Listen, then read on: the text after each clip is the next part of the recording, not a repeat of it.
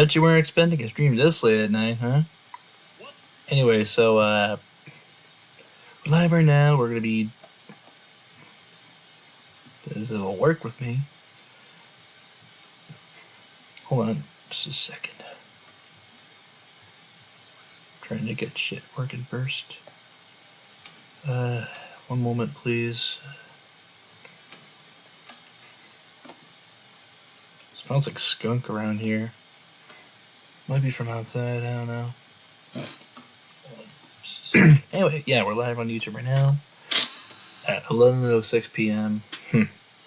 Yeah. Do some ASMR commentary. Yeah, we're live right now. We're gonna react to more VHS reaction for 664 gens because I'll be honest, I really fucking enjoy providing commentaries on these because I really have enjoyed doing some of the previous streams so I thought, hey, why don't I just do part 4, make a part 4 to this. Granted, I think the stream might be a little shorter, I don't even know what I'm talking about. I got nothing better to do tomorrow. It's my day off, so I'll go as long as I want.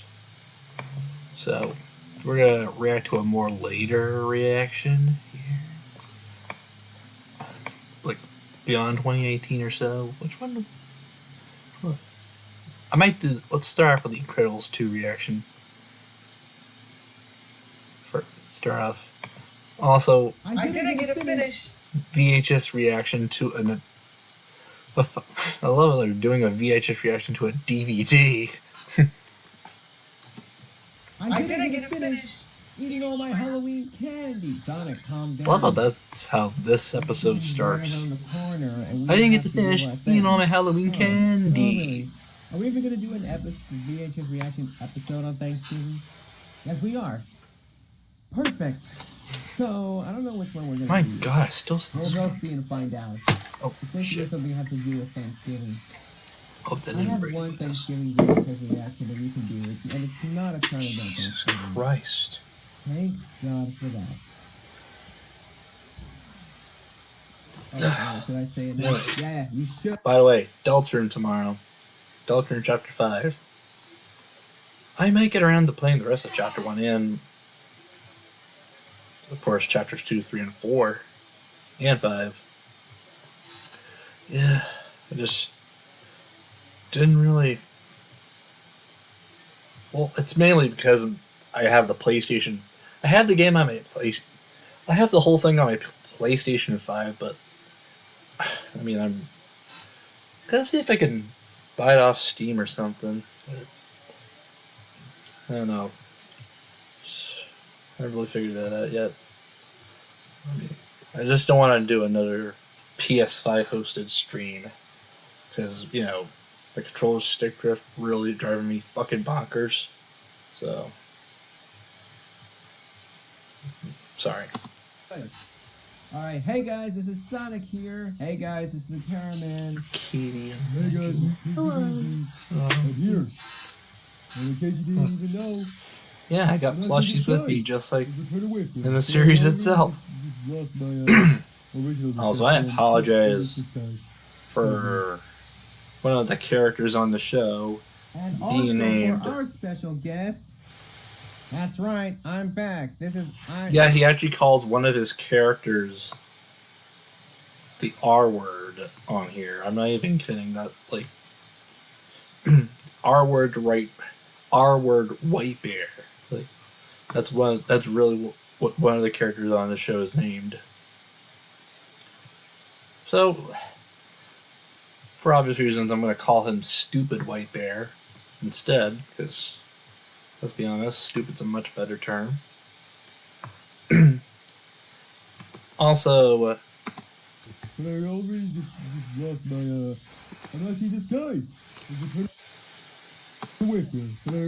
also, Tinky Winky canonically stole the skin of, Tinky Winky pulled the fucking Hannibal Lecter and wore the skin of another fucking character. this is canon. Like, Tinky Winky is Hannibal Lecter on the show. Like, he tore off the skin of stupid white bear and wore it as a fucking costume. I'm not even fucking kidding. In case you didn't even know, I'm actually disguised. You just put it with me. Yeah. He literally says it up front. That and the R word, uncensored. And I apologize in advance. Also, for our special guest, you get to hear it here. That's right, I'm back. This is Mark 50 Iron Man, Infinity War Iron Man, actually. Oh, wow, he's back. Shit like that would get me demonetized. You gotta follow outside. But so far, certain videos. So far, there are like a shit ton of videos of mine that are demonetized for being copyright claimed. So. Sorry, I don't have a problem with dead people. I don't have a problem with dead people. Shut up, Tinky Winky. Yeah, shut up, Tinky Winky. Should we get started with You're such a fucking dumbass. You're such a disgrace. Well, I'm not the one who doesn't even know my speech. Oh, triple bird.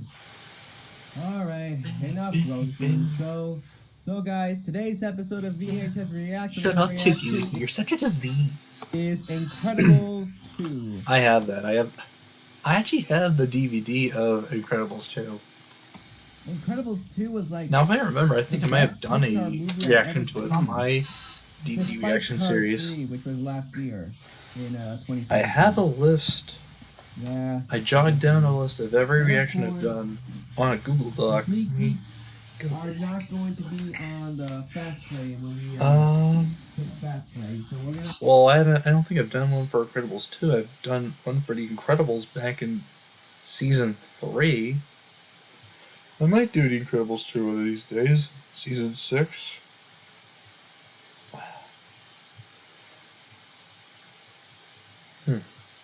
Yeah. So, yeah.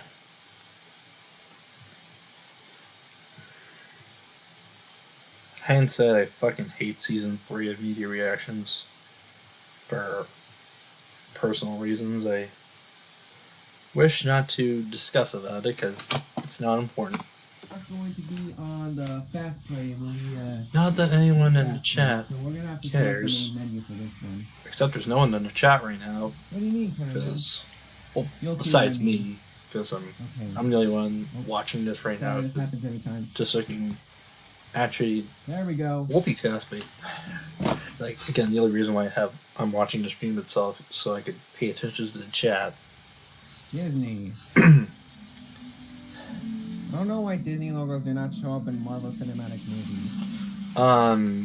Because it's Marvel, right? And plus, the Disney logo doesn't even fucking open Marvel Studios movies. Because, I mean, granted, yeah, I mean, back before Disney bought Marvel, Marvel Studios movies were distributed by Paramount Pictures, with the exception of, I think, The Incredible Hulk, which was distributed by Universal Pictures. I can remember a time when Paramount Pictures distributed the first few Marvel Studios movies. That's because you guys always go on with Marvel Studios. What do you even mean? Well, there it is. The pre-2012 Marvel Studios movies. Fast play, it immediately goes to the movie. Like the pre-2013 Marvel Studios movie DVDs have the Paramount DVD on them. Or yeah, Paramount Home. Can't fucking talk today. The pre-2013 Marvel Studios fiscal year releases, the DVD releases of it, have the Paramount DVD logo in front of it. And for the Blu-rays, they have the Paramount High Definition one. So. That's what Fast Play is all about. Yeah, that's what Fast Play is all about. Check out the main menu. Except you could have just waited until the fucking Fast Play logo ended, so you can get the fucking previews. Because there are previews that play after the fucking Fast Play logo for this particular release, if I'm not mistaken. But no, you just wanted to take the fucking easy way out. Okay, there's Easy Elastigirl and Cameraman. What the hell? I was trying to look at the main menu. Yeah, what the Oh, hell? sneak You're just peek trying to right look at the here. main menu. Okay, let's get on with it. Oh, I thought they were going to go back to the main menu. Video game. Look at the animation. That would be a Go lot back more to funnier. What? This Looks thing's like good. Wi-Fi now? Oh, Sugar Rush. Wi-Fi. A new connection. Oh, yeah. I'm just noticing that the fucking arcade owner has one. I'm just realizing that the fucking arcade owner in Ralph Breaks the Internet has that fucking. Has those. He has one of those freaking iMacs with the big, fat, colorful back. Those are really fucking nostalgic. Yeah. You know those. You know those specific iMac computers where they have these colorful behinds, like the most iconic one being turquoise green. I know how to change a Wi-Fi password on Spectrum. Cameraman, I just you think are it's a not nice little genius. attention to detail. Come on, man. I mean, give the I always man like a chance computers, but here. I always like these types of computers, you know. Video game characters on the internet? They're built Give like me a fucking break. CRT TVs. The internet IMDb. is right in front of you. Oh, National Geographic from the creators of Zootopia. Now, how would fucking IMDb work in this world? And It's like Frozen. Aha, eBay. eBay. So this is what eBay is going to look like if it was a real retail store. Also, do they even sell fucking paintings like these? I'm pretty sure that's. I don't think I've seen anyone sell paintings on eBay. Correct me if I'm wrong, okay? Ralph Breaks the Internet. I only go on eBay for DVDs, VHSs, video games from GBA and DBS. Also known as Wreck-It Ralph 2. Oh, Oh, this is a meme. Oh, this Everyone part recognizes is that fucking girl as a baby cringe. Moana. Yeah. This I gotta see. I guess it's supposed to be a dark joke, but like, I Oh my hate that this God. became a You fucking. got too many pancakes. I don't know why, but Look at that. I Look just at that. found I it want to watch unsettling for two. some reason. Look at how big that bunny is. I'm eating those pancakes.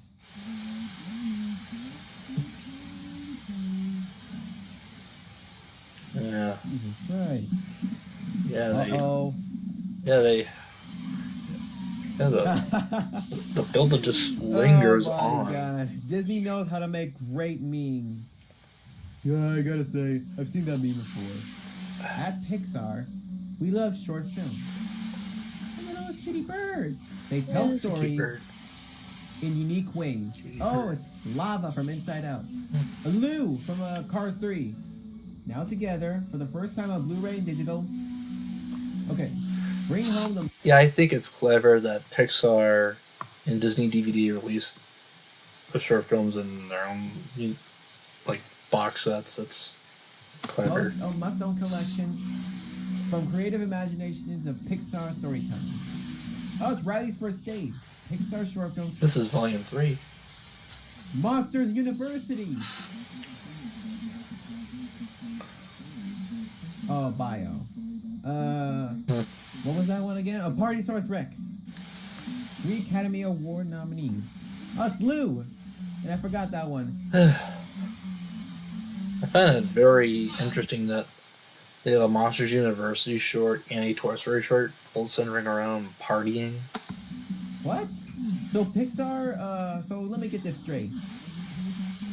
No, let me get this straight.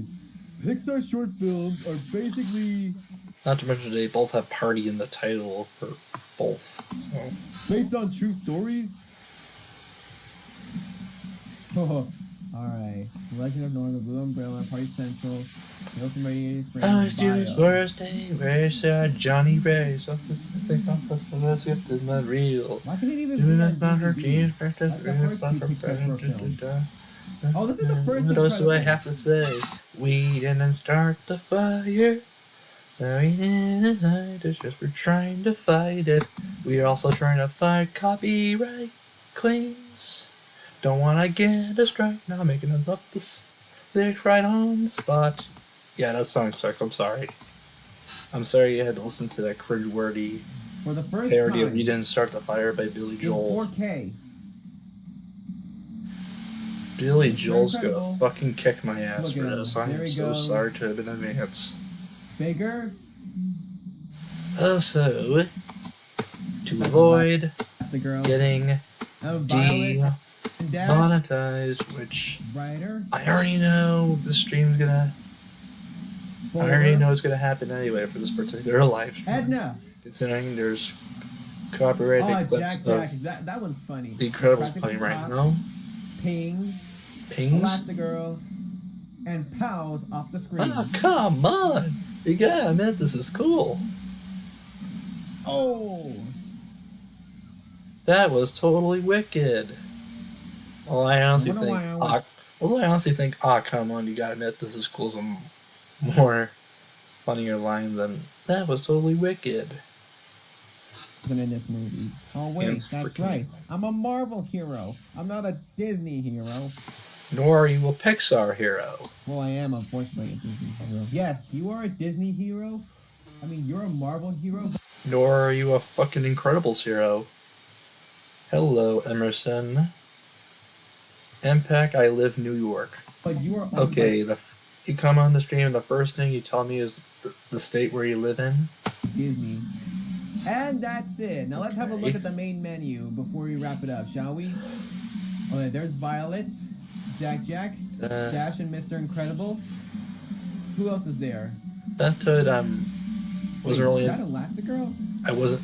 Oh, A that's. factoid I wasn't really interested in knowing about anyway. No offense. I think that is Elastigirl with her new job. Basically. Whoops, I must have slipped a little spoiler for this. Oh, thank you, Mr. Blow, the picture for me.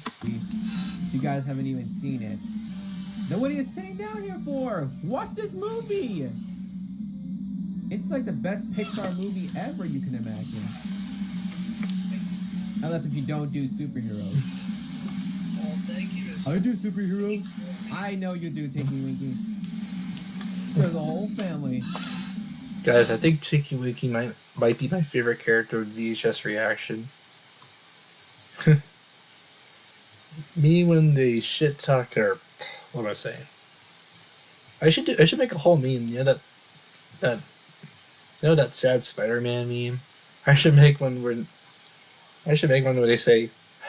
I should make one with the caption "mean when they're mean to Tinky Winky on VHS reaction." Yeah, I should make that when I'm done with the stream. Hold on. I'll What post was on the community Frozone in post. this one? Or Spoilers. Screensaver? Oh well, it's probably just a match. MPAC, Emerson, and Friends. Such American classic cartoon. Yeah, it's the cartoon of all time. Well, guys, that wraps up the VHS reaction on Hands freaking Incredibles down. 2, which is like the best Pixar movie ever in 2018. Yeah. The best Pixar movie ever in 2018. Meanwhile, the best Pixar movie in 2026, as of yet, would have to be Hoppers. Yeah, Sonic went to go see this movie twice. As for the best Pixar movie overall, I still think the original Toy Story takes that spot. Same thing with Up. Herman, how many times did you Up was also pretty good. This would be my second time. I saw it once in theaters and once on DVD. Perfect. So this would be like my first time seeing you. Hoppers is still one of my You haven't favorite even Pixar seen Incredibles movies 2? overall. Nope. You should. Yeah, wait, what did the fucking caption say? Seen Incredibles 2? You haven't even T-Neck Rebels? Oh. Goddamn frickin' art fight watermark blocking the captions. I'm sorry. Nope. You should. I ruined my own joke. For me, this would be my. I ruined this whole bit by having the Kids really love fucking that movie. art fight Mark, you do not have watermark a in the kid. way. We're gonna sound. I don't care. I'm still keeping it there to promote my presence on there for the second year in a row. Screw you, Sonic. I'm out. I'm on Teen Comedy. Just thought I I'd plug. found a new bitch. Just thought I'd take this time to plug my art fight involvement for this one moment here. Well, guys, that wraps it up. So, thankfully, we will do a VHS reaction episode on Thanksgiving. We don't know which one yet. So, this has been Sonic. This has been Tiki Wiki, also known as Retarded White Bear. And this was Cameraman, and that was Iron Man, or Infinity War Iron Man. All signing off. As I'm leaning back. Oh yeah. This is the reaction to Marvel. Let's watch a different one. Start this episode of the year. I'm gonna cherry pick some reactions here. I have some bad news, but did I do the Star Trek one? Yeah, I'm gonna do the Star Trek VHS reaction, where he reacts to all 6 Star Trek movies, like all 6 classic Star Trek movies. I am stuck, I'm telling you. Not taking the reboot ones, I'm talking the classic ones. First, I need to go see where the fuck my phone charger is. I think I left it. I'm gonna keep this running. I know. Hey guys, happy Thanksgiving. This is Caraman. And happy Thanksgiving, everyone. This is Sonic the Hedgehog here once again.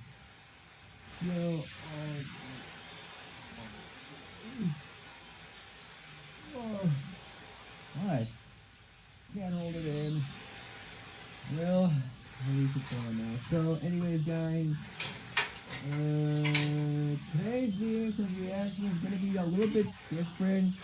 Weird, because today we're going to do. Only reason I decided to keep it running, so of course I want to be gone for long. So today we're going to react to all 6 Star Trek motion films.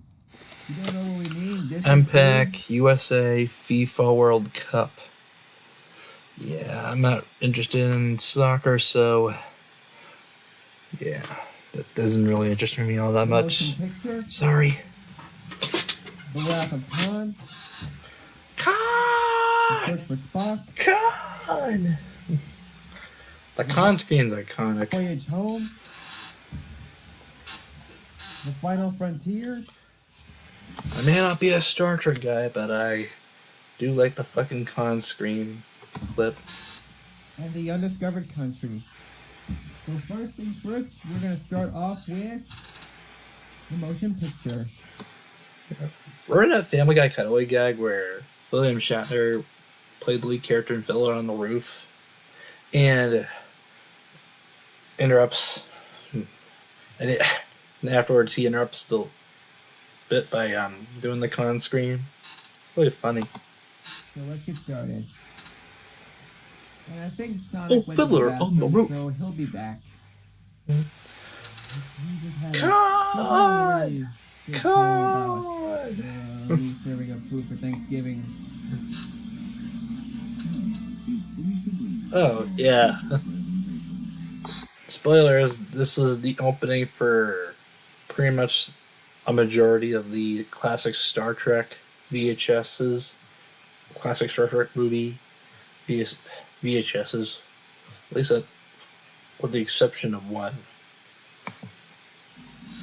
So this is just them reacting to the same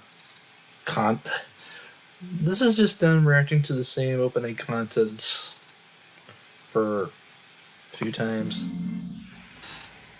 In a span of a few, in a span of 5 VHS tapes.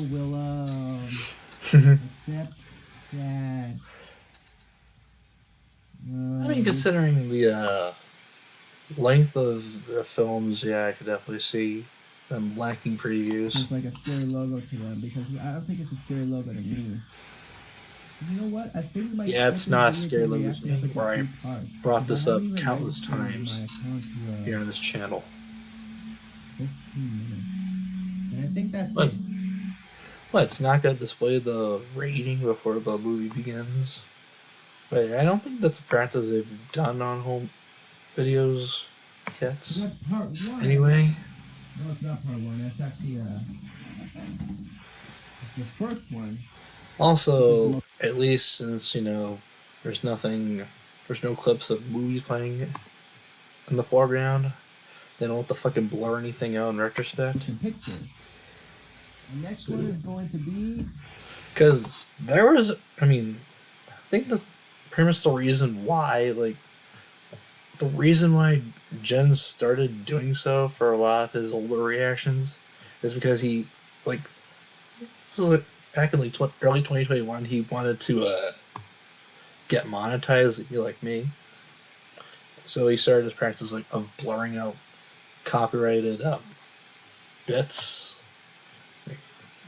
trailers and all. But honestly, I think that just really with the occasional bits of characters popping up on screen, doing God knows what.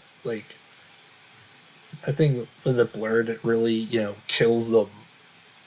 It really kills the bit. Really kills whatever joke they do on there. Yeah. I don't know, it's just me. And unfortunately, I don't think it can be undone though. I think once you make an edit on an older YouTube video, a few years later, there's no going back. Unfortunately. Yeah. The Wrath of Khan. It's a sad truth. After I rewind it. And this is the next one, which is The Wrath of Khan. The Wrath of This is like the second Khan! film. I'm not going to scream louder because, out of Very respect for popular others who are today. sleeping out around.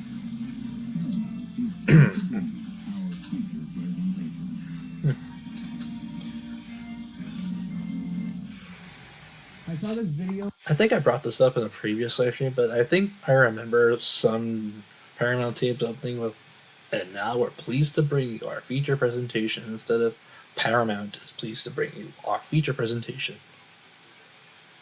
Again, it makes no sense considering that you started the tape with "and now," like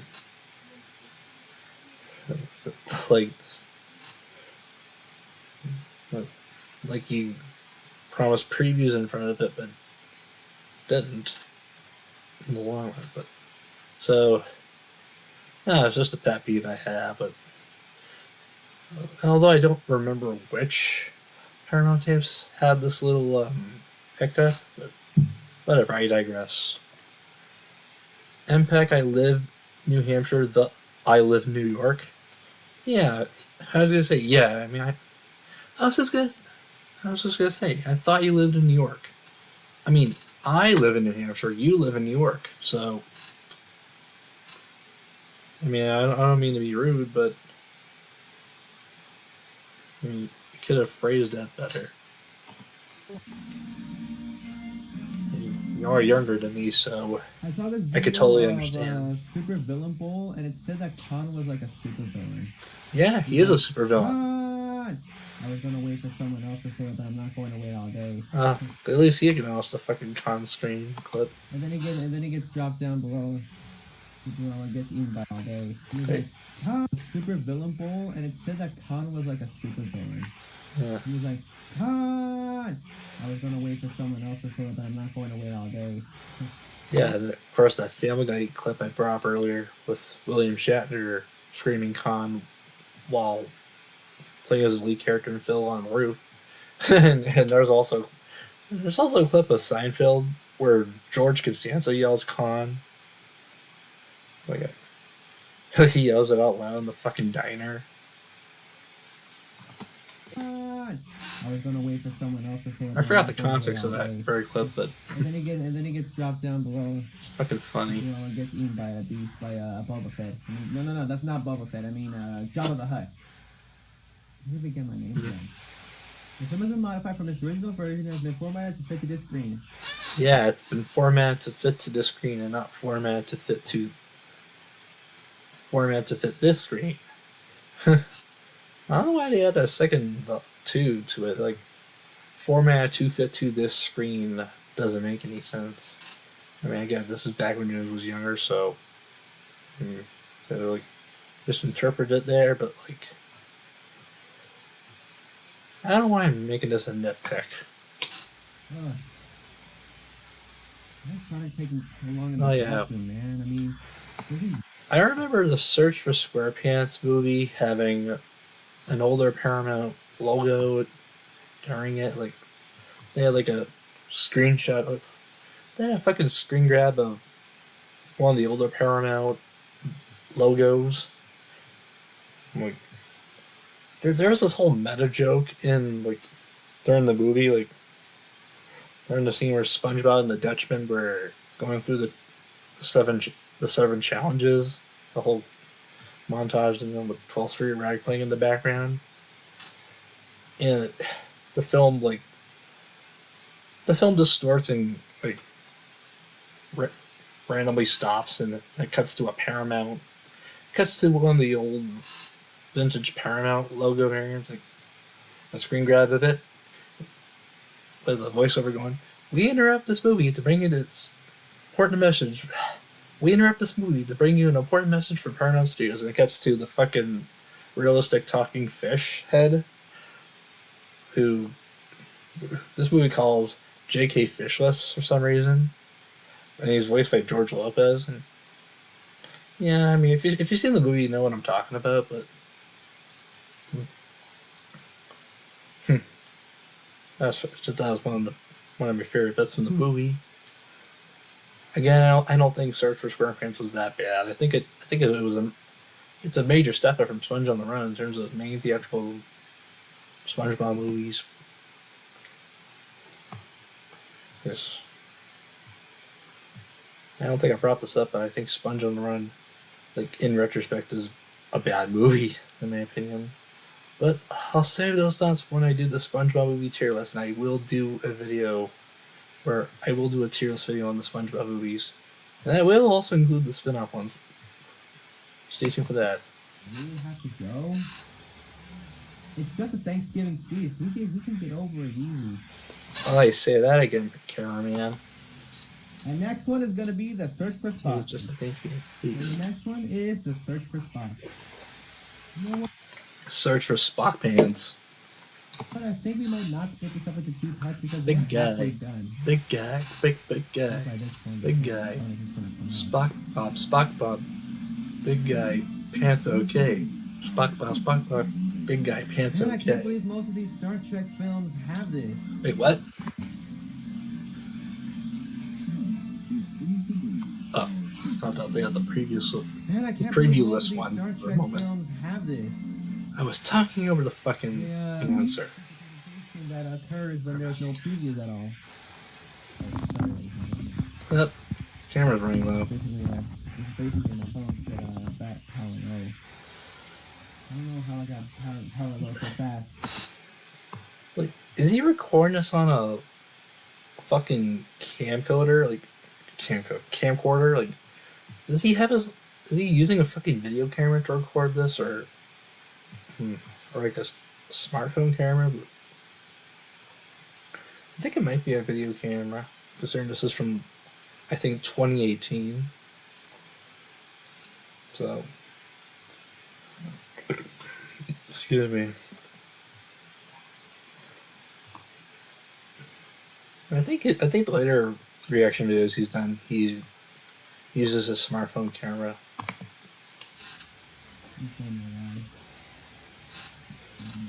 Guess I gave you some time to read the fucking disclaimer.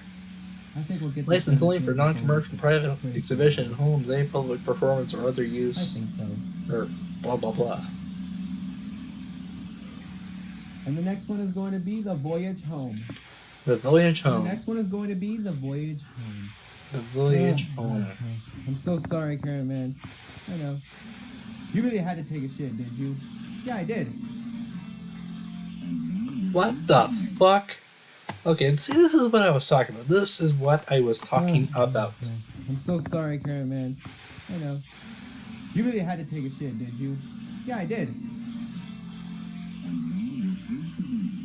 Bro, there wasn't even fucking previews in front of it. Why are you saying and now we're why are you starting off with and now we're pleased to bring you? Like, that doesn't make any sense. Like, it's like giving us a movie with only the fucking ending. That's really fucking stupid. That they used the wrong fucking variant for the feature presentation bumper. Like, especially when especially when this fucking opens the tape without previews. That's sorry, it's just a pet peeve I have with these tapes that use this in the very beginning. It's like a different one. Paramount tapes that uses That only occurs when there's previews. Oh, your local Latin girl. Squidward sings Despacito. Yeah. Well, have you heard of Squidward singing Hips Don't Lie? I'm on tonight, you know Squid Don't Lie. Hello, Homestar Runner, the athlete. How you doing? Hazard is this one. Yeah, I know I'm on the line, no Squid Don't Lie. It's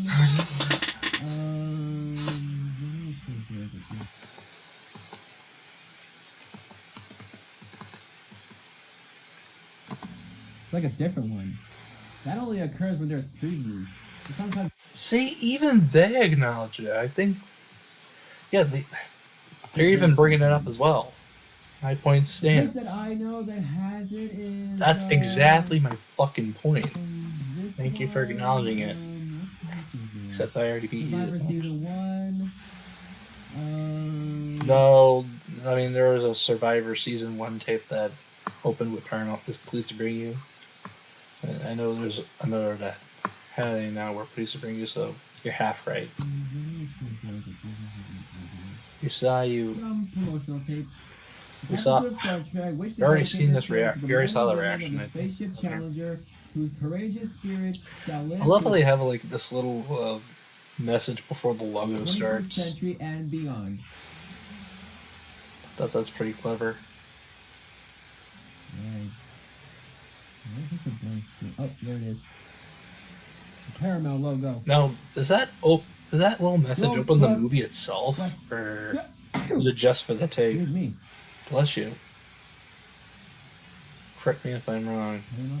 For those who actually seen this movie. One, The Final Frontier. Okay, this is the one I was talking about. The Final Frontier. I wanted to say that. I love that part. Next one, The Final Frontier. It has a preview. See, I told you. Only the last one has the preview. Communication. Up. There we go. That's what I was saying earlier. They blur out the fucking preview. Again, it really kills the fucking joke. Again, you're blurring up for copyright reasons, but since you have like occasional moments where the characters pop out in front of the screen doing silly things that since we don't get to fucking see the characters doing the silly things, it really fucking kills the joke. And me no likey. You know. Okay, I think Really like most of the scenes from the that's movie. supposed to be Sonic's thing right there.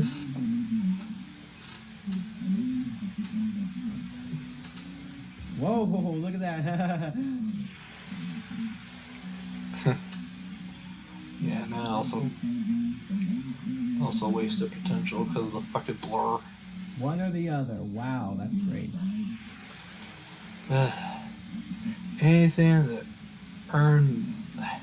Anything to become a fucking YouTube partner.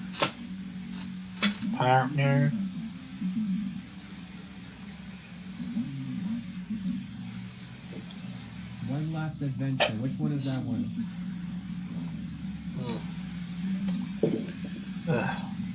The Undiscovered Country.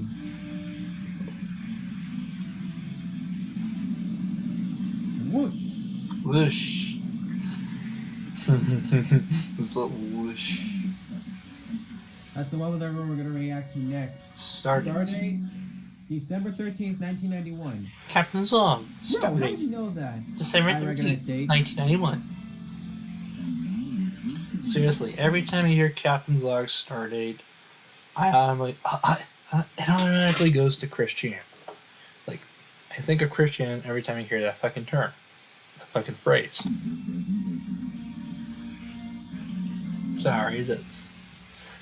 I watch too many fucking Christian videos, so I just can't help that, okay? Oh, nothing. That's like being my normal, happy self. Yeah, just like being your normal, happy self. Oh, that's good. As long as that's good. Oh, okay, so it's... Oh, so he's recording on his phone. So, he's using the camera on his The phone. last one done quick. Okay. I predicted the last one doesn't have any previews at all. So, Great. his phone makes noise when the battery dies. Especially when he's recording a video on his phone. You hear that boom.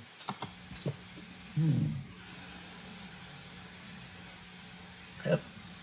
There's this the... one looks different. Yeah, it's because of the 1980 something Paramount logo. Battery's correctly low. Okay, battery correctly low. I remember when a certain Jordan Anthony trailer like made a fucking video based on that term, critically low. And I think it was on a different tape, if I'm not mistaken. Or I think it was a different VHS reaction where he said a critically low, which Jordan, like, I think he replayed that specific term on loop in that video. Yeah. Alright, the last one is the undiscovered. And I think it was a Nick Jr. VHS that they reacted to, if I'm not mistaken. Blues Clues, I think. The last one, So- the undiscovered country. Oh, okay. What? Wow, he started. Sonic, can I tell you a fun fact? It better be quick. Did you know that Chris Hemsworth and Zoe Saldana were in Into Darkness? What, I gotta do a part 2 if this is... You gotta be kidding me. Yep. Thor and Gamora? Yeah. Or the... I'm guessing we're gonna end up speed running through the That's far fucking enough. tape. Are they gonna speed run through the Paramount Feature Presentation logo? It is far enough. It is far Alright, enough. ladies and gentlemen. It's as far as it goes. Okay. I got mine at the top though. It's gonna ruin the movie. Nope, it's not. Just to avoid having the phone die out on them See? Look at that. midway through the fucking video. Well, having a chance to wrap things up. Okay. Now before the cameraman's camera dies. Before the camera dies, the cameraman's Thank you so camera. much for watching this episode of VHS Reaction. And have a happy Thanksgiving for the VHS Have a Reaction holly crew. jolly Christmas. And It's we the wish best time everybody a of the good year. Thanksgiving and a good feast and eat a whole lot of food in the new year 2019. In the new year 2019. Whatever. Okay, guys. So, see you later. We'll get started on this video. Yeah, Bubble did deserve better. Wait, it's alright.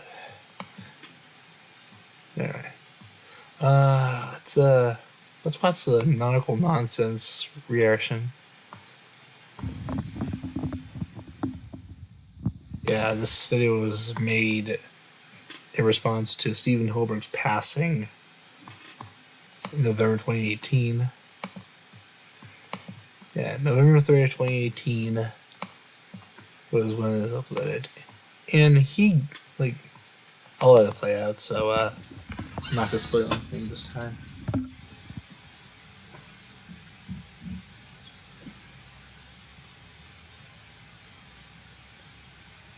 I don't know what I'm supposed to say. Here is going to a horrible end. First, your family. And now, Steven Spielberg. Creator of SpongeBob SquarePants. No, I'm not laughing at what he's saying, but I'm just laughing at the fact that he got his fucking last name wrong.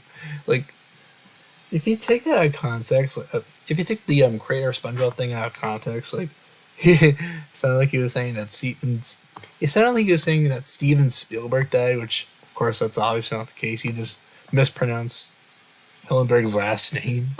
Like like the first few instances he called Steven Hillenberg Steven Spielberg, which I know I shouldn't be laughing at this particular bit, but I mean the fact that he got his last name wrong is pretty funny. I know it's really sad that Steven Hillenberg passed away. R.I.P. And I remember the day he died, and I remember how heartbroken I was when it happened. I had to do this really wholesome SpongeBob doodle. I'm gonna pull it up really quick, so I'm gonna be a moment.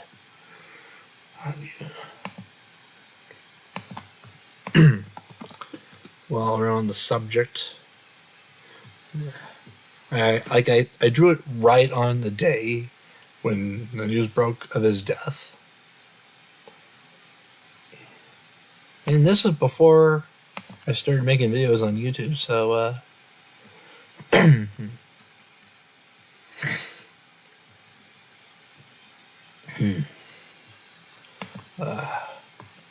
all right. Where are we? Okay, so yeah, this is the photo I drew to pay tribute to Steven Hillenberg. And I think I shared this online as well. I think I might have. I could be wrong, but yeah, this is a. Wait, are you guys Okay, oh, it's just a. Yeah, so sure it doesn't look. Sure, it's a little rough, but I mean, I wasn't the best artist back in 2018, but it was still really wholesome, really really touching tributes, even if it's just a little rough around the edges doodle. Goodbye, SpongeBob. I'll never forget you. You're still a goofy goober, dedicated and loving memory of Steven Hillenberg, creator of SpongeBob, 1961 to 2018. Yeah, I really, really was.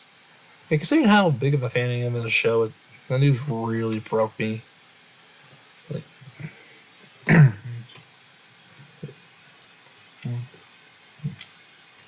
yeah. And considering, his and around the same time, I mean, I was kind of, I knew something like this would happen considering his failing state. Like, it was around the time where he announced he had ALS and was trying as hard to battle it. But unfortunately, that got the best of him. So, yeah, can't believe it's been over 6 years ago. No, it's almost 6 years ago. Can't believe it's been that long. God damn. Anyway, let's get back to this. I can't believe there's already been 2 whole celebrity deaths. 2 whole celebrity deaths.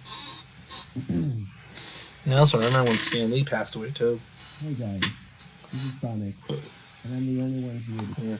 I think they died the exact same month and the exact same year. As you saw me operating the camera right now, I think that's where he's getting at here. I wanted to be alone for this episode, so he basically kind of. So that's going to be the cameraman for this episode. So. Taking the cameraman's spot. I think he did that for our previous reaction we watched. I guess today's video test reaction is going to be a tribute to Steven Spielberg? No, it's not his last name, dummy. Steven Hillenberg. Isn't that the guy? Yeah. I'm forgetting his name. Yeah. I don't know if you can call it a Freudian slip, considering that he does this on more than one occasion in the beginning of this video. So, MPEG, my birthday, January 20th, my birthday, January 28th, 2015, 11 years old. Happy belated birthday. Wrapping up, that's actually the exact same day SpongeBob are premiered in theaters in Belgium, if I'm not mistaken. Today's VHS reaction is going to be a tribute Oh, to here, Stephen February Hillenburg. 6th. Today's VHS reaction we're going to react to is SpongeBob SquarePants Nautical Nonsense. I have the DVD version of that, which combines the episodes on that tape, one from another SpongeBob tape, Sponge Buddies. Wrapping up, like, that's the only fucking DVD release to include both the names of the two tapes.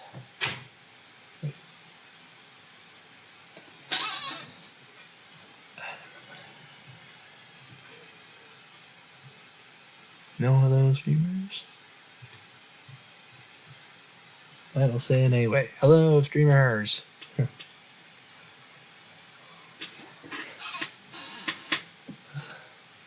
that's awesome. Yeah, so, that's what I was saying.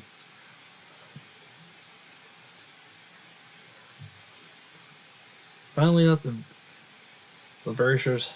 I find it very ironic that Nautical Nonsense and Sponge Buddies is the only fucking SpongeBob DVD release of that time to include both names of the two VHSs containing the same list of episodes as on the DVD release. Like later tapes, like with Hide and Seek, Lost at Sea, and what else? Halloween. No, wait. Halloween did that. What was it? I think it was just Bikini Bottom. It was Tales. I think it was Tales from the Deep. I think it was Tales from the Deep and Lost at Sea. They had like two separate tapes, not named after one another. I think, that tradition stopped with the release of SpongeBob Christmas in September 2003. So. First ever SpongeBob VHS adaptation. Yeah. Yes, I know. I mean, SpongeBob is also the first, considering it released on the exact same day as Nautical Nonsense. Oh, yes, I think I know that Davis Inman doesn't even care about Stephen Hillenburg. Yeah, he brings up this. Yeah, this is a running gag on this era of VHS reaction, but the reason why the show discontinued SpongeBob from the main cast, the reason why SpongeBob was kicked off the main cast of VHS reaction, starting with season 3, is because this guy named Davis Inman, whatever. I mean, this user named Davis Inman forced him to kick SpongeBob off the team because he fucking hates him. He fucking hates SpongeBob. So he just bossed him around like a rag doll, like telling him not to do any SpongeBob reactions or watch anything, have anything to do with SpongeBob on his channel. And I think that's not okay. I think you should just tell him to fuck off and say, it's my fucking channel, I can do whatever I fucking want.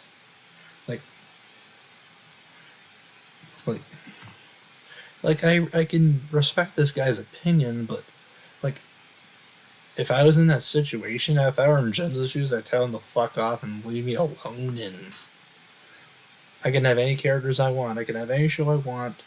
No one, you're not the fucking boss of me. So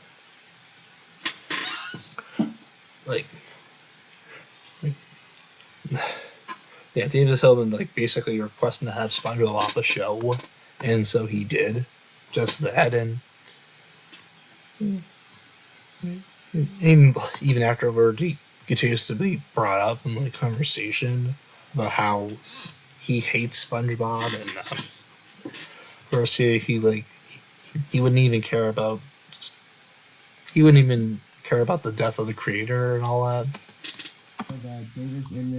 Yeah, David Simmons. Is it David Simmons or like what the caption's saying or? Yes, I think I know that David Simmons. Okay, so his name's David Simmons. I don't know why I mispronounced his name earlier. Yeah, of course. I mean, y'all know David Simmons. Y'all know David Simmons hates SpongeBob. Yeah, he brings that motherfucker up a lot in the show. Like when he brings this motherfucker up a lot in discussion regards to SpongeBob, like during this era. Always bring up the fact that David Simmons hates SpongeBob, and the only reason why he's not on VHS Reaction anymore is because he forced us to kick him off because he hates SpongeBob. He doesn't want him breathing his little yellow watery breath all over the fucking studio. He fucking sucks. He's a disgrace. I hate him. Skipping Carl Stevenson. Yeah. Robbie Ron's death really. The guy who played Robbie Ron's death really fucking sucks. I mean, I find it really fucking sad that he died after "We Are Number One" became a meme. The song from Lazy Town. Yeah. Stephen Carl Stephenson was a fucking legend. Yeah. The man responsible for creating one of the greatest memes in recent years. And now Stephen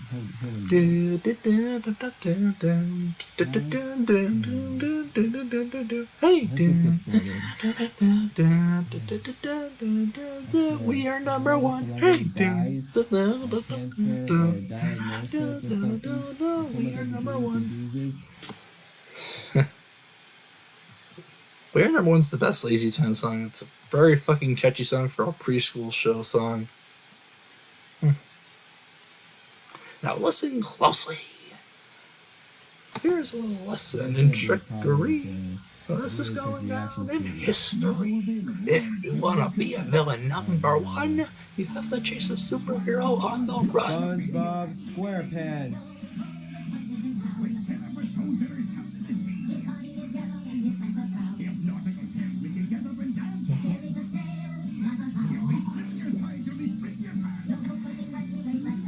Oh yes, I love this fucking preview. Yo ho, the sponge is a town with 10 episodes of herself in the sea. His body a hill and his pants are round. You realize how this song sounds similar to Yo Ho, Blow the Man Down? Yeah, that's literally what the fucking theme song for the show itself is based on. Blow the Man Down. Like, it's not just a song. He lives in a pineapple under the sea. SpongeBob SquarePants. Yeah, that sounds so much. It's based on the fucking song Blow the Man Down, so you're absolutely right, but I noticed it. Although I'll admit, yeah, this trailer made specifically this song made specifically for this trailer, yeah, it sounds a little more like Blow the Man Down than the SpongeBob theme song itself, ironically enough. Probably turned on the volume. Yeah, yeah, exactly. 15's good enough. Yeah, 15's good enough. It's a little bit bright. I remember in a previous reaction when this exact trailer played in a different VHS they reacted to. They made a joke about replying to Sandy's "Don't you dare take the name of Texas in vain" quote. They're saying, yeah, don't you dare take the name of, and don't you dare take the Lord's name in vain. That was pretty funny that they literally explain the fucking Oh, there we reference go. I there. think that's what I needed to do. I needed to wipe off the lens. Also, I think that's what I needed to do.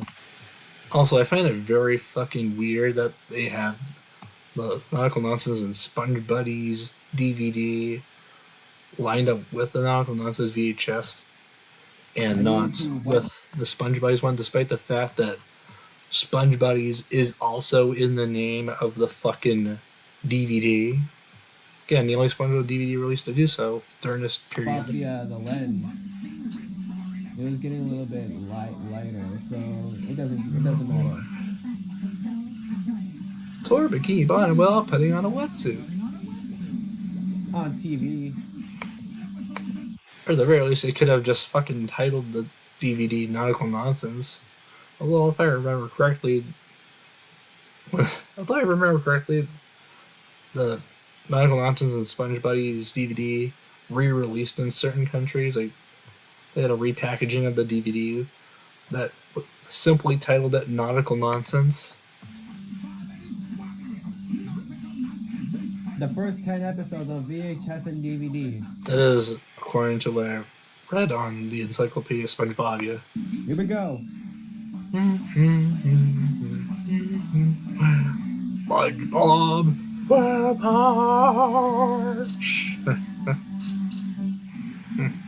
This trailer is really nostalgic. Yeah. Okay, what's this next one? This one's rated G. I remember Sacker telling me that specific fucking trailer scared her, especially the part during the end, because that almost every time this fucking trailer appears, it's the last of the previews in the Paranormal Feature presentation. Bumper plays. Yeah, I don't blame her. Like, yeah, so it happens more than once. And this is back when I was scared of the Paramount Feature presentation bumper. Yeah. It's Rugrats and Paris movie, I think. Yep, it is. The feeling is mutual. I can tell because of this. Oh. Yeah, because the Reptar's feet. That's giant. The way the fucking opening logo combo is Paris edited. Yeah. Live action Reptar show. With, I love how Sonic was just blocking Spike taking a whiz on the fucking Eiffel Tower there. Like, yeah, here, like, that's very fucking clever. Very, convenient that he's blocking out Spike taking a piss on the Eiffel Tower. Show. With, a clip I don't think they used in the final version of the movie, if I'm not mistaken. Oh, yeah, the princess.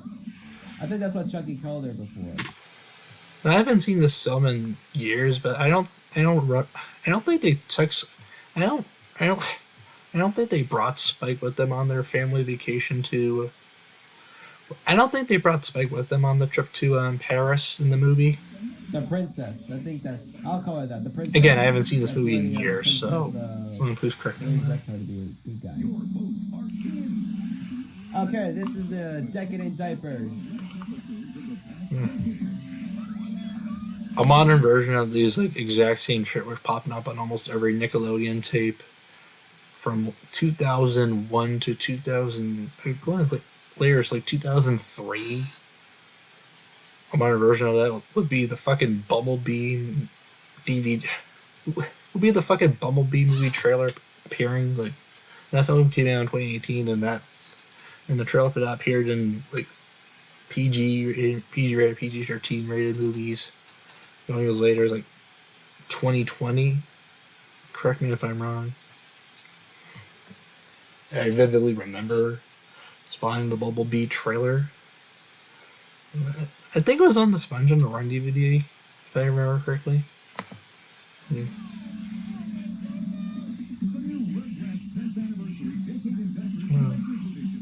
I don't remember. I do remember doing a DVD reaction on Sponge on the Run. Although considering, I want to do one on Search for SquarePants, but considering that there's no fucking previews on the Search for SquarePants DVD and Blu-ray as well, I don't know how we're gonna make that work, but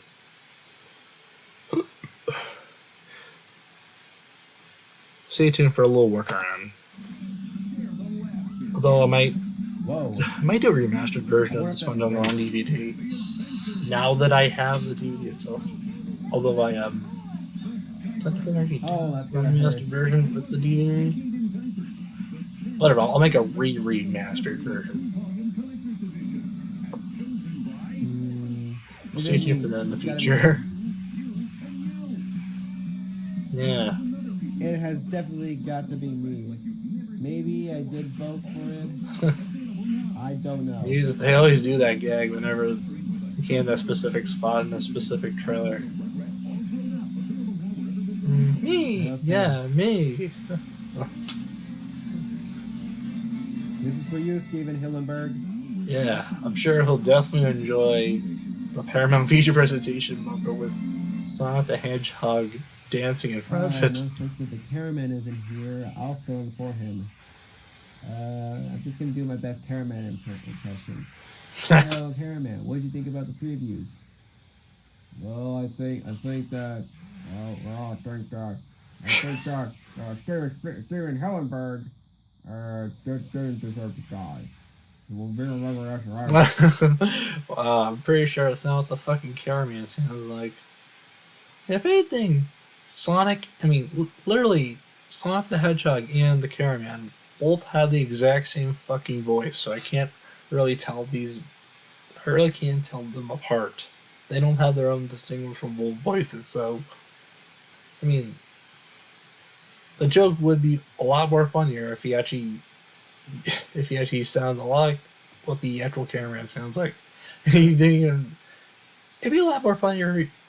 This joke would be a lot more funnier if he didn't actually fucking change his fucking voice at all. Just saying. You think so? Yeah, I think so. That's so funny. Critters were good as well too. Stupid voice. The stupid voice he gives to cameraman though. It's still pretty funny. The SpongeBob trailer was great. Rest in peace. I honestly think the joke would be a lot more funnier if he didn't. This is for you, buddy. Considering that both Sonic and the cameraman both have the exact same voice. It's literally 6264 gens using his natural speaking voice for both characters. Oh wait, 6264 gens is the cameraman. Fuck, I forgot about that. Whoa. Oh wait, the cameraman's name is Caleb. I forgot about that.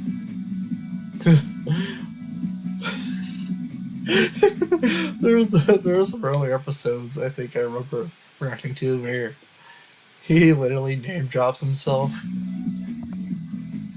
I think it was when they reacted to the Rugrats movie trailer. Paramount Pictures and Nickelodeon Movies present the Caleb movie. Fucking love that. Sonic's jumping on the flower trampoline too.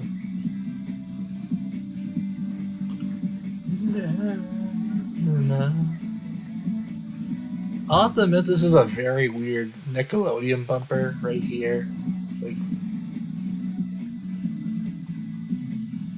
I remember when this specific bumper was used on every single Nickelodeon VHS tape from like 2001 to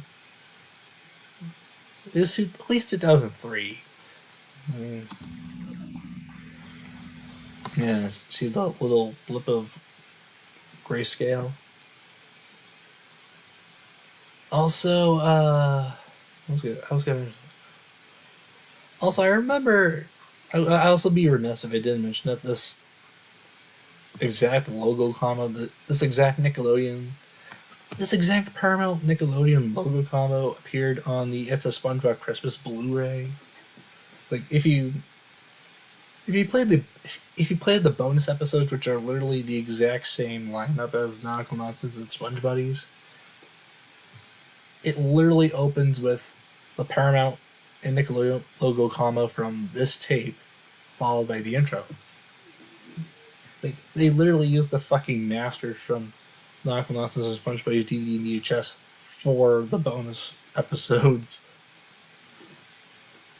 Which, ironically enough, is the only fucking Blu-ray to contain SpongeBob episodes from Paramount Nickelodeon. If you don't count the SpongeBob movies, this is the only SpongeBob Blu-ray to have episodes of the show on there. Also, when the fuck are they ever gonna have like seasonal releases of the show on Blu-ray? I mean, just a little nitpick, but I know like a lot of people stop paying attention to physical media in favor of streaming. But when the hell, like, I mean, where you like you already have one fucking Blu-ray to have SpongeBob episodes in there. It's a SpongeBob Christmas.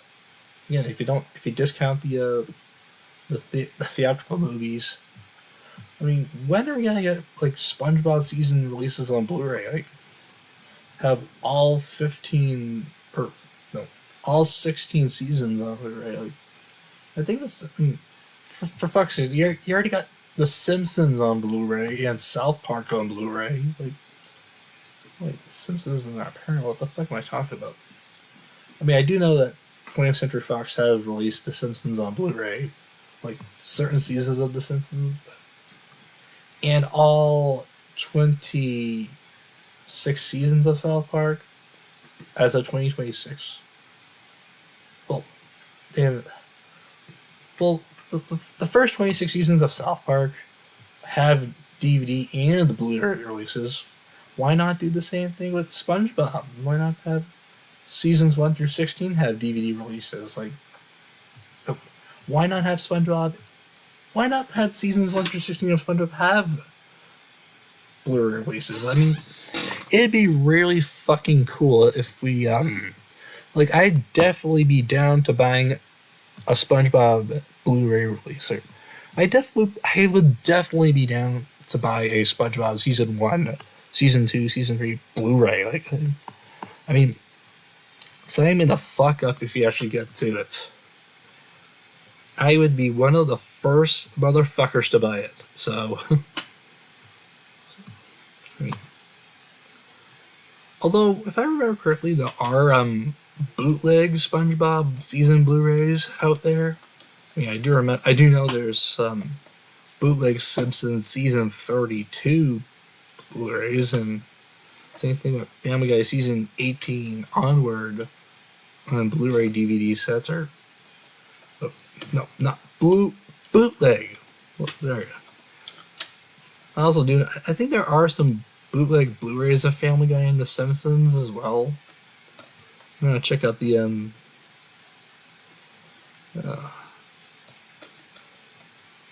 gonna look up a Google right now on my phone. While on the subject, well, there's some fan and ideas for one, but yeah, it's just a nitpick I have. Like, just a little. Just a little tangent I wanted to go on because that's something that's really been on my mind ever since. Well, since it dawned on me that like the only SpongeBob episode Blu-ray set to come out was one for it to SpongeBob Christmas. Like, like other Paramount IPs, like again South Park have their seasons like release on Blu-ray. Like, why can't the same thing happen to SpongeBob? I mean, you already got like a shit ton of. You already got like the first 15 seasons as of 2026 on DVD. So, and SpongeBob is one of Paramount's most popular IPs of all time. They are missing a huge opportunity there, and a lot of people are. There are a shit ton of people are jumping. Like, there are some people who, and there are a lot of people nowadays who prefer Blu-rays than DVDs. So, especially people who prefer physical media than streaming, like me, for the most part. So, just a little food for thought.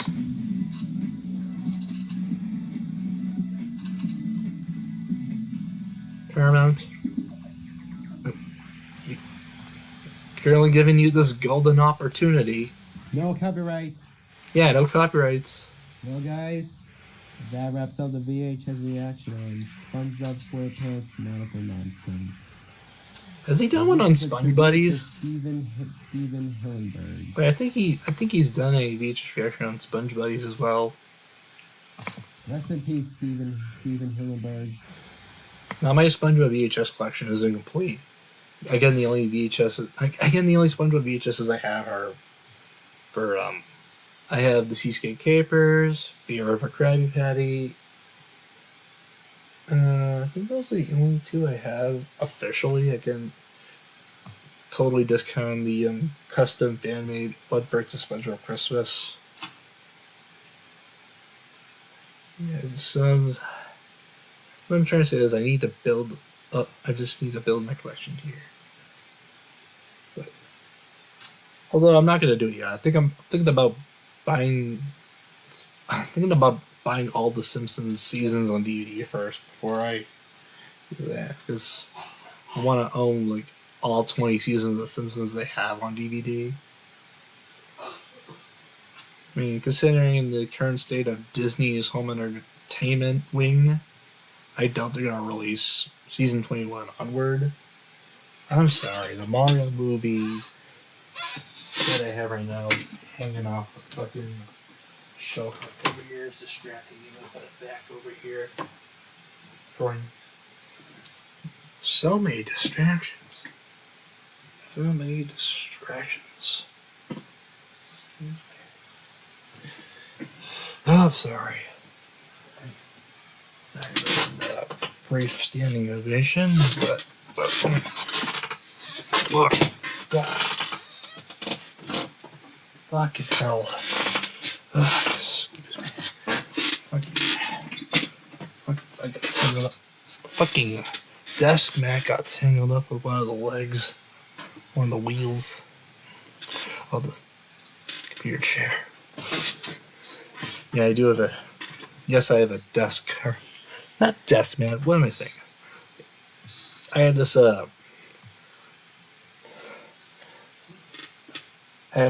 carpet mat for my,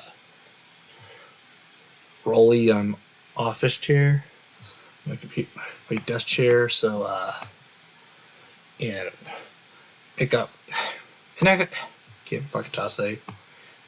And it got caught with one of the fucking wheels on the chair, so I had to fix that. So anyway, that's the video. Whatever's left of it. I thank you for all your hard work There's you only put into SpongeBob. About a minute left of it. Steven Hillenburg. I think this is him just paying tribute to Steven Hillenburg, so we're good. Well, probably if the cameraman dies and goes to heaven, he'll probably see them there. Okay, again, I know I shouldn't be laughing at that part, but like it's funny, like I doubt he'll die when soon. I mean, okay, what am I saying? That's a fun fact. What the fuck am I saying? So, anyways, guys, thank you for watching, and as always, I will see you guys. Why the fuck did I find it funny? Stupid. Also, the first ever VHS reaction Christmas Advent special, which will in fact, the voting results will come in on December 3rd. So first one, I'm guessing on 2018, right? Because the last couple of years he's been doing this, he has done Christmas Advents. So December 3rd to figure out which of the VHSs that you voted for. I think it's pretty clever. The first ever episode of the 60 Super Gems Christmas Advent VHS reaction. We have a lot to do during this holiday season. Yeah, we got a lot of work to do, man. Au revoir. Au revoir. God, I can't believe it. Almost the most. Alright, we're skipping to another,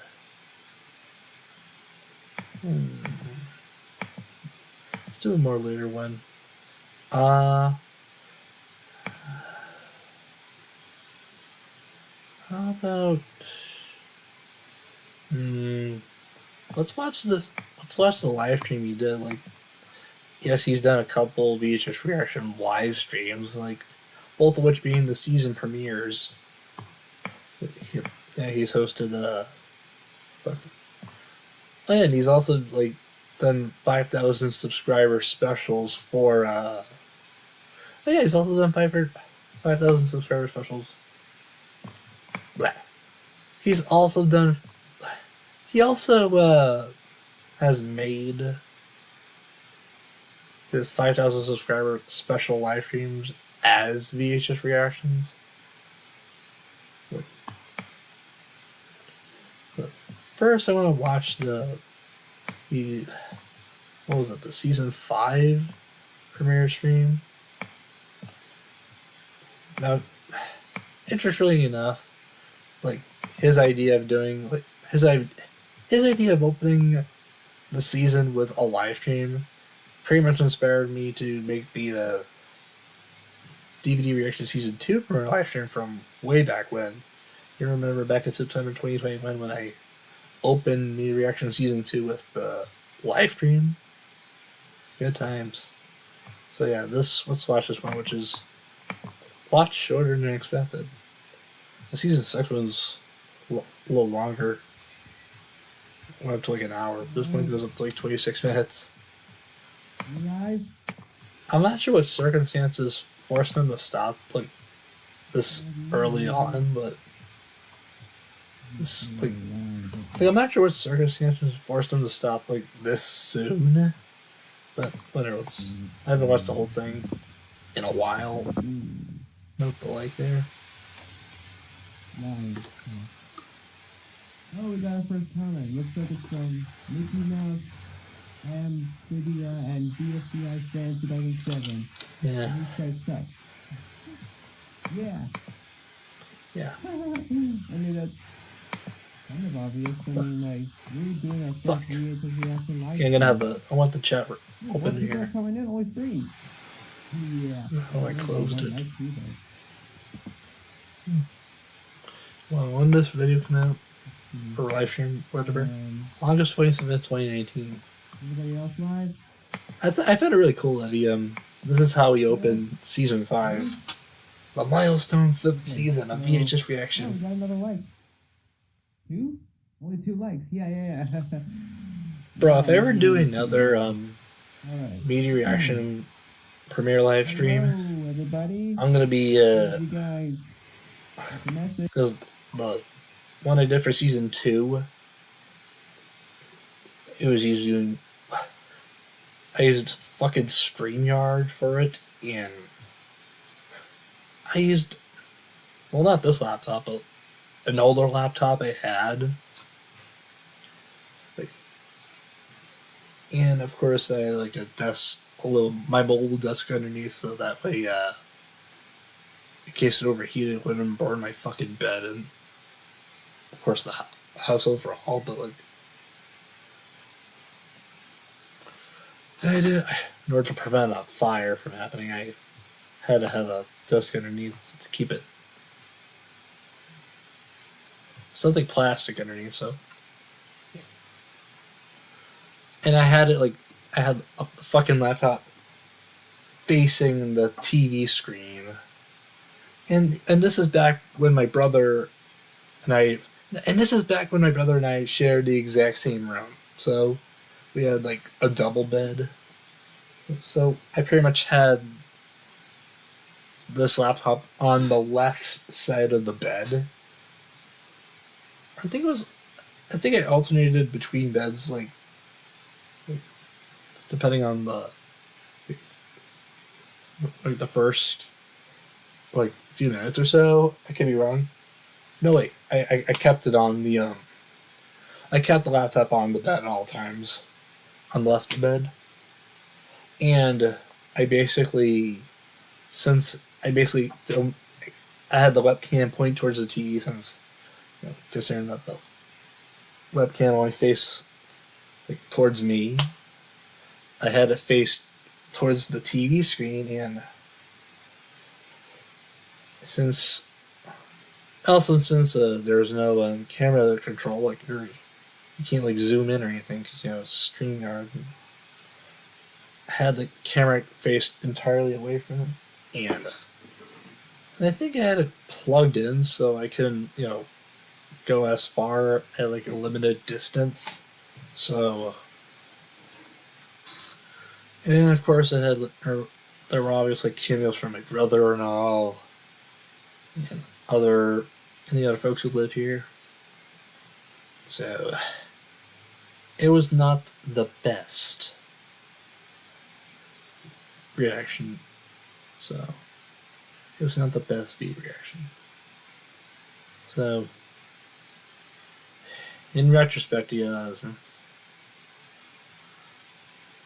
But yeah, the whole reason why it was what it was because at the time you is it was back before I hit like about 500 subscribers and all, which is the new which is the new eligibility for mobile live streaming to be enabled for a YouTube account. It used to be like 1,000 subscribers. I think 1,000 subscribers used to be the limit. Of course, YouTube loosened the limit up. YouTube loosened the limit a little and knocked it down to 500. So, if you remember back in October 2021, where I got all happy or got excited of the fact that the I was finally able to post community tab hosts and host mobile live streams. So no, I think it was November, not on October, but I could be wrong. But I know, like, since the reaction premiere live stream took place on September 30th, 2021. Yes, I do remember the date by heart. At the time, I wasn't like eligible enough to host mobile live streams from. I wanted to do it from my phone using my phone and tripod, but like since since I wasn't really eligible at the time. Of course, this is before YouTube. A lot. This is before YouTube allowed anybody in particular with under 1,000 subscribers. Like, you have to at least be like over 500 subscribers to not only have access to not only have access to the community tab, but also to host mobile live streams, not from like PC or laptop, but from not only from your desktop, laptop, but from your phone or tablet and all that. Just was what it was at the time. So, Hello, everybody. And if you guys get the message, we are live. yeah, I sometimes cringe at that stream, but I still remember a good time I had while doing it. It was probably one of the best live streams I had at the time. Because the experience being really fun. 5 seasons and 3 years of this. With a certain cucumber going, although with a certain cucumber clan, being one of the moderators here, kind of aged pretty bad. It has been 3 years. Aged pretty bad. 5 seasons. We've all been through this. Of course, you all know I don't associate with the cucumber clan anymore, so ever since he tried to corrupt old 6264 Genzer. Yeah. I mean, I remember that era where he brainwashed him into becoming the Tomato Clan. Post-channel termination. When he used the backup channel as his original one. And basically, yeah, fuck the Cucumber Clan. And it's mostly focusing Less, on some of us. less mention of him, the better. Thank you all for tuning in and subscribing, liking. Season 5 is going to be awesome. Well, thank you there. What's your name again? Mickey Mouse, Amphibia, and BFCI Fan 2007. I know, Season 5 is going to be awesome. Yeah, season 5 is gonna be fucking off the hook. It's gonna be a hoot. Even bigger than Endgame. Yeah, it's gonna be bigger. He claims it's gonna be bigger than Endgame. Bigger than Endgame. That was the best death scene since Endgame. The episode on what we're gonna react to. You kind of did, man, because I see it over there. Yep. So, keep it. Okay. Oh, keep it cool.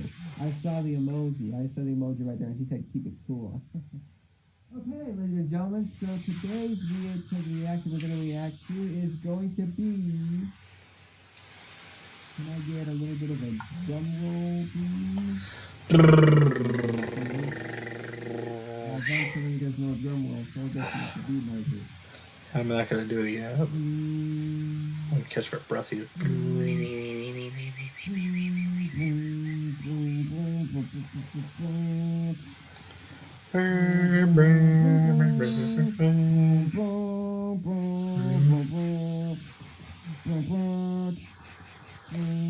Oh, they're doing one for Endgame. VHS reaction. Celebrating the premiere of Season 5, we are doing the reaction to Avengers Endgame.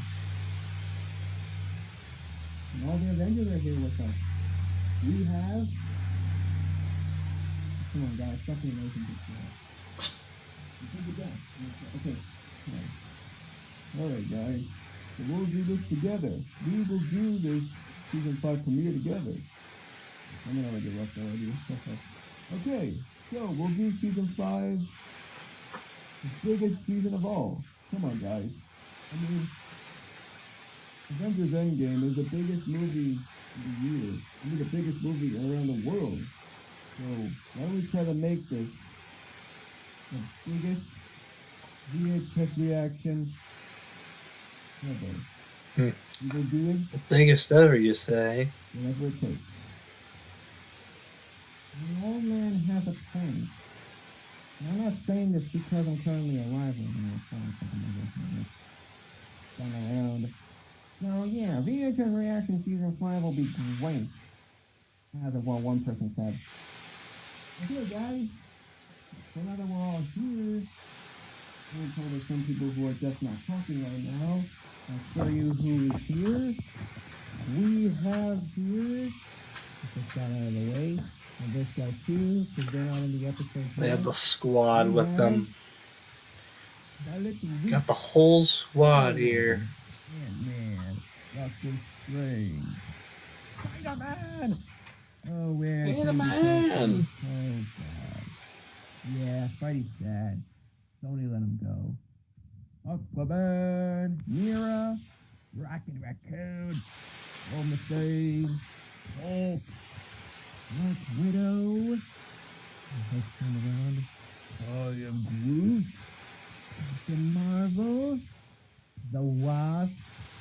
Thor Odinson. And me, the Black Panther.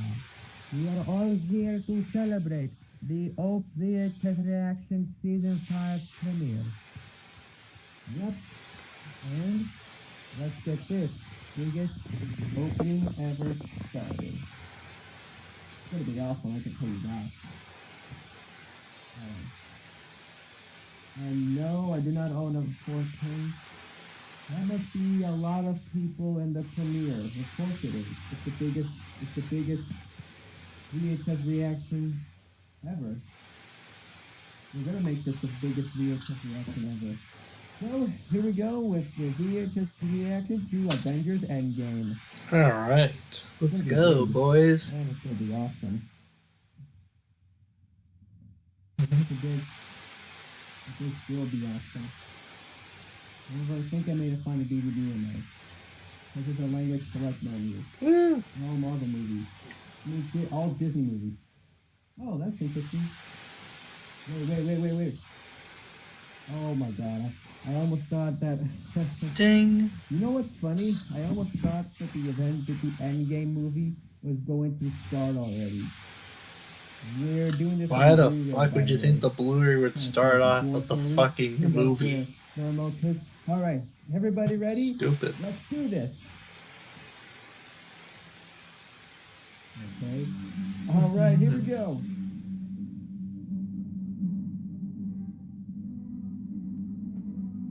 Bow, bow, bow, bow. Ba-la, ba-la, ba-la, ba-la, ba.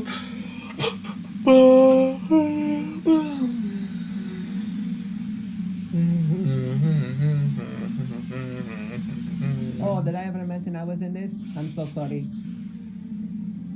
Yeah. Forgot to mention. Yeah, you Me definitely too. did I'm mention in you were in it. Hopefully Oh this yeah, doesn't get I cut off remember for the. some reason. I remember. Why? Oh, yes, my favorite Why part. would I be longer than 15 minutes? Oh yes, my favorite part You know of why? Adventures in Game. When Luigi came up, said it's Luigian time, and started Luigian all over the place. That was the best fucking part of the film, hands down. Yeah, the Avengers logo. It's shining and lighting up too. Yeah. That's pretty cool. Wait. Is that it? Yeah, was it? Is that it? Oh my god.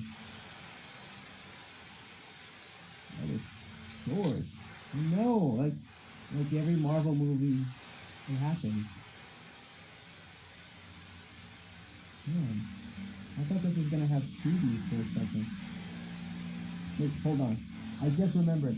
I have a bonus disc of Endgame. Hopefully this will have 2D. Can my laptop be quick?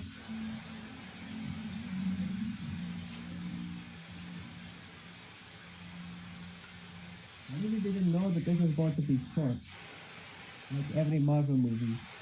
Let's have a look at the menu. Yeah, we'll have a look at the menu right now. There's Iron Man. Yeah, let's have a look at the menu. Yeah. Oh, Marvel. Ronan. Ronan to the beach. Me! Yeah, man! yeah, man. Oh, I know I did like that one. Sometimes, not all the time. There's my ship. Oh, look me! Oh, and there's that guy, Thanos. Oh, me, Black Widow.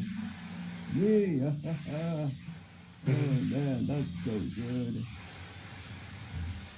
Where's that monster we all looking for? That stream may take up a long time, guys. I apologize. Just,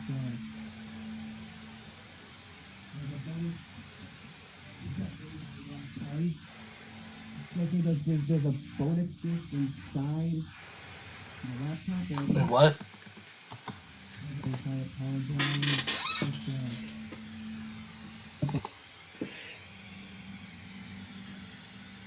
live stream may take up a long time, guys. I apologize. Just,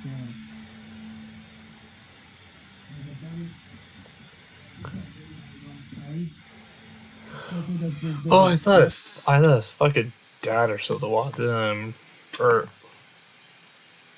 some other person in the house. Whatever. My laptop that I put in earlier. Because that has happened before on the show. In a much earlier episode of VHS Reaction. Like, his grandma walked in, like he didn't fucking edit out or anything, or at the very least he paused right when she entered and followed up with, and I paused and followed up with, oh, I'm sorry guys, Carrie Man's grandmother walked in, and then resumed. Kid just like fucking removed that from the video if you're gonna edit it. Just saying.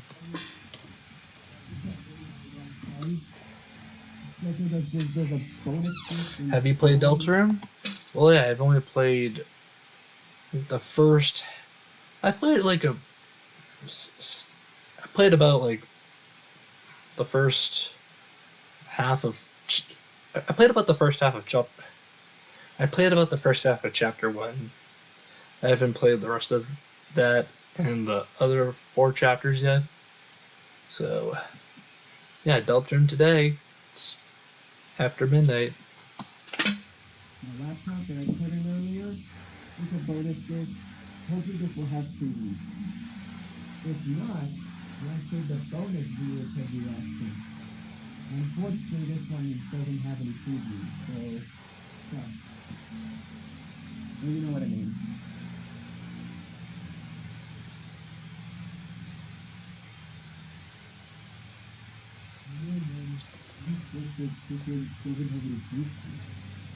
There are only 2 people are watching this.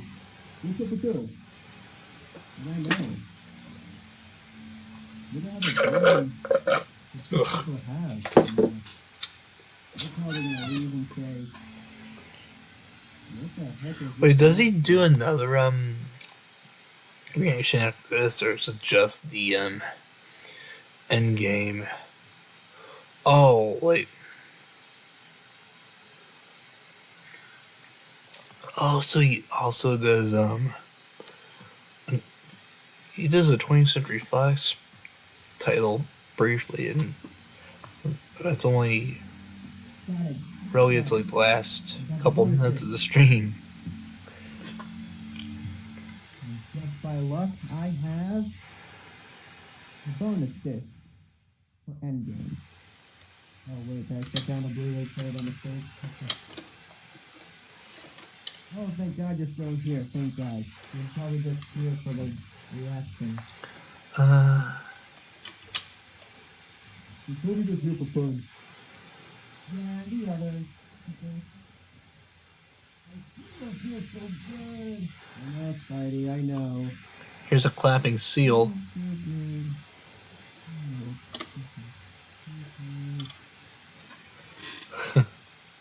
I don't know why I set myself something like.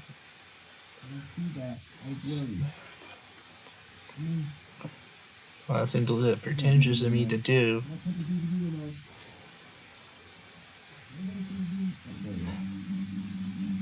Wait, did he play the fucking movie? Ah, pretty good. Wait, hold up. Marvel Studios logo that we all know and love. Oh, so he's reacting to both the Blu-ray and the DVD. Okay. And everybody's back. I did that before with the Sonic the Hedgehog Again, I don't mind. reaction, I think. The reaction to the 2020 Sonic movie. Nobody else. Screw them. Oh yeah. I did that before with the 2023 Mario movie. I reacted to both the Blu-ray and DVD for it. Hopefully this will have previews.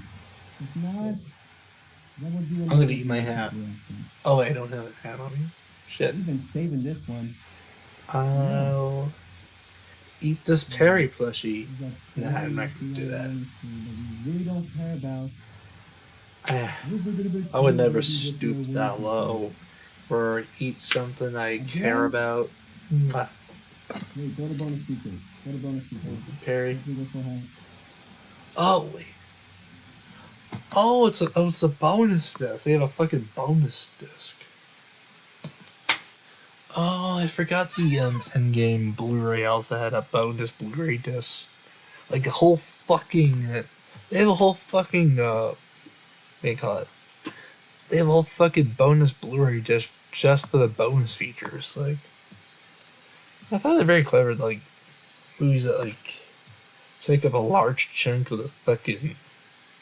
I find it very interesting. Like, a movie this time that takes up the entire fucking storage on a disc like that. Anything like needs. Anything else? So yeah. And for the sake of it, they just make a. They dedicate another disc to have bonus material, which. Not really necessary, but hey, it's fun to have bonus features. Then definitely recall, you know. Also subtitles.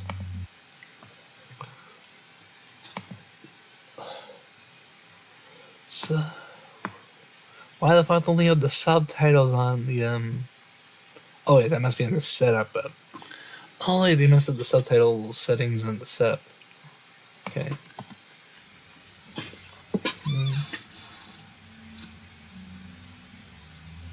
What the heck? That's it? Wait a minute, hold on. Let me ask the live people question. Do you think that we should... Let me ask the people watching a question. Should we watch the deleted scenes? Should we watch the deleted scenes or the gag reel of Endgame? Yeah, I'm gonna skip this part because I get for copyright. You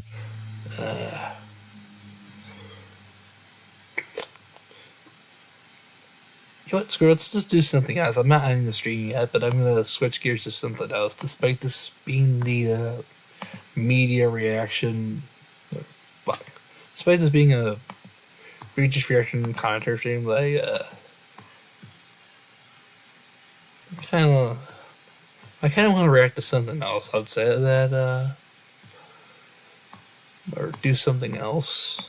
I know it definitely doesn't live up to the title of the stream, but I feel like watching something else.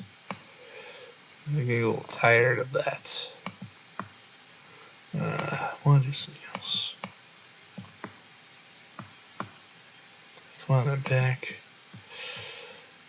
So, I'm trying to think.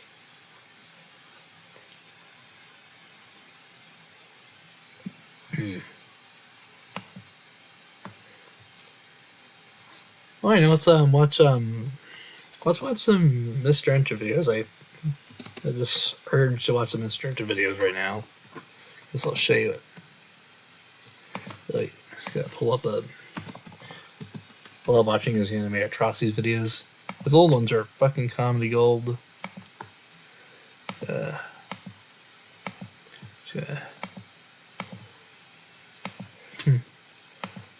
Let's see. SpongeBob ones, it's way too obvious. There's also some where there's also some anime atrocities and videos where I honestly don't agree with. Like, he made one for Run Seek Self. Run Stippy Adult Party Cartoon episode. Let's watch that one. I mean, Mr. Intro has a lot of opinions where I don't agree on. And there are some nowadays where, and today's standards I don't agree on them, but again, I used to be one of those people who agree with every opinion, but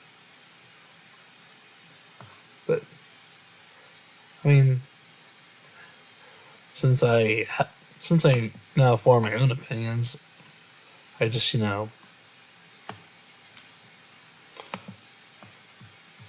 it's not.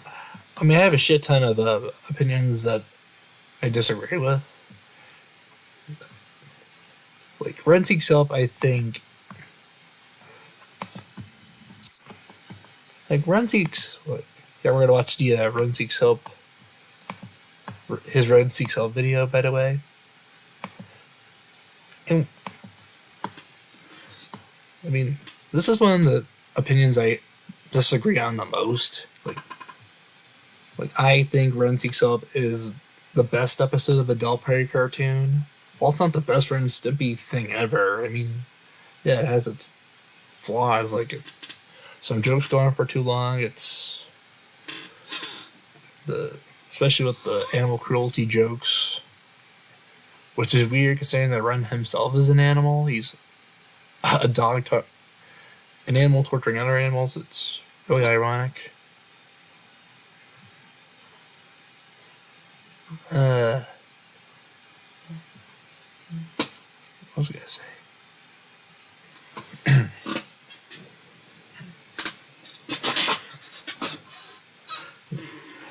Yeah, I mean, there are some shit that. Media Mementos makes a really good point about this episode. I mean, it's not bad, but like, I'll agree with him that there are aspects of this episode that aren't episodes that are on the other episodes of Adult Prairie Cartoon that and they do it worse there. But like, here's the thing about Adult Prairie Cartoon as a whole. I personally don't hate it. Okay, I know a lot of people are gonna disagree with me here. I know Adult Prairie Cartoon's like the worst one. A lot of people consider Adult Prairie Cartoon to be the worst cart. And I apologize for just wiping the screen here. I'm trying to wipe all the fucking dust off it. I know. I mean, a lot of people are gonna disagree with me. I know a lot of people say that Adult Prairie Cartoon is one of the worst cartoons of all time. I get where people are talking. I get where people are getting at, considering that a lot of people consider it to be a huge bastardization of Ren and of the original Ren and Stimpy, and the cartoon, the very revival that killed their reputation. Except it mostly didn't, considering that like they still do stuff with Ren and Stimpy. I mean, hell, they even made a fucking reboot, which I personally I dislike it for the most part, considering it pretty much it feels like a more toned down version of the original, and plus like it's like a huge disrespect to Spumco as a whole. Although there are some episodes of the reboot that I personally enjoy, like Now See Here and Too Slow, Too Furious is also alright. I mean, 2 episodes that come close to being an original Ren and Stimpy. 2 episodes of the reboot that come close to having the OG Ren and Stimpy charm, but overall just feels like a woke disrespect. Why am I saying woke? It just feels like a modernized disrespect to the original source material. It's just, you can tell they didn't even fucking try and just wanted to disregard almost everything that made the original good in the first place. Like there's like a shit ton of reused drawings from previous Ren and Stimpy cartoons. Like they literally made that one fucking Hot Diggity Demon parody animation of Ren and Stimpy into reality in one episode, with Stimpy getting the smartphone. Don't just reference modern shit, you idiot. That's not comedy. Does that line mean anything to them? Like, it was worse about this that Bob Camp and Bill Ray were originally going to be fucking a part of the whole thing, but there were 2 sides to the story. There's one where they left of their own accord because of how the showrunners were running things around here, and there was another side where they were kicked off by the showrunners themselves for being old white men, and that they don't agree with their way of thinking, which is fucking stupid.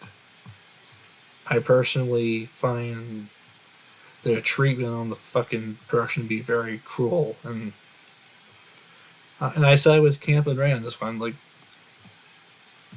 had they were involved in the production and had things gone smoothly, like by not having Ren and Stimpy become a writer's cartoon, I would have enjoyed the reboot a lot more. But no, it's all Beatles song this and Robbie stumps that, and Stimpy gets an iPhone that as well. Like, yeah, a whole fucking 11-minute episode where Stimpy gets an iPhone. That's, yeah, it's fucking stupid. Dare I say in my opinion, it's the worst Ren and Stimpy thing ever. I really fucking hate it. I mean, back when the leaks like first came out, my opinions were a lot more lighter and more positive. But no, I mean, after rewatching the episodes, like, yeah, they haven't officially released. Unfortunately, obviously, because considering that Paramount doesn't want to touch the thing, it's been leaked on all the episodes.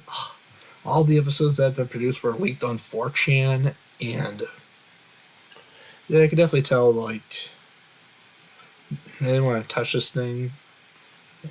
After, what, considering that everyone has access to this fucking lease and that they don't have a fuck in the world to, in regards to the official release, which, of course, that's never going to happen anyway, considering that they wrote it off for tax purposes. That is according to Bob Camp, and he's not the reliable narrator here, so watch at home. What does that even mean? What the fuck does watch at home mean?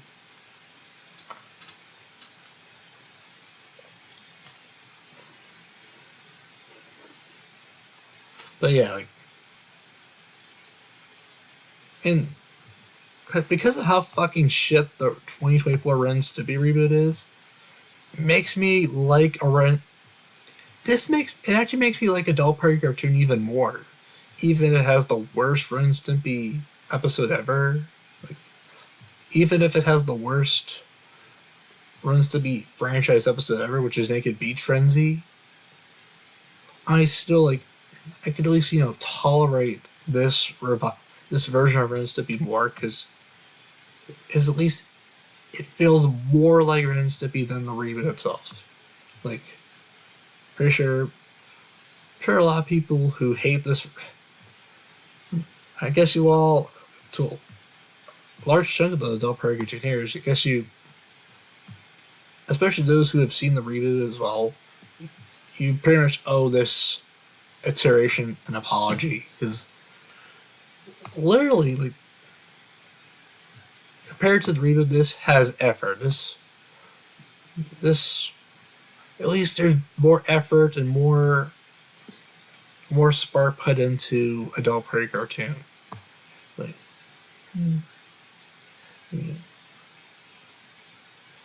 by comparison, this takes the cake. Okay, this version of Ren Stimpy takes the cake.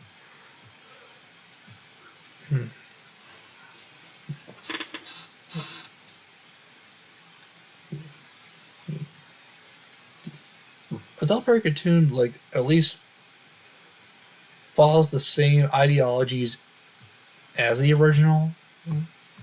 Like, never draw the same face twice. Have pushing their drawings to the extreme, never being afraid to go off model. Smooth animation, like a lot of shit like that a reboot mostly lacks. Like, I get that they don't want to. I get that they. I mean, I could definitely understand them not wanting to work with John K again, considering how big of a piece of shit he is, and big of a creep he is. But I mean, then again, I could also understand them not wanting to have the same ideologies as a pedophile. So I can totally get that, but again, John K isn't the entire reason why Ren and Stimpy was great in the first place. He had a whole fucking team who basically stuck with those ideologies, and again, you had Bob Camp and Bill Wright, who both of which co-founded Spumco, right?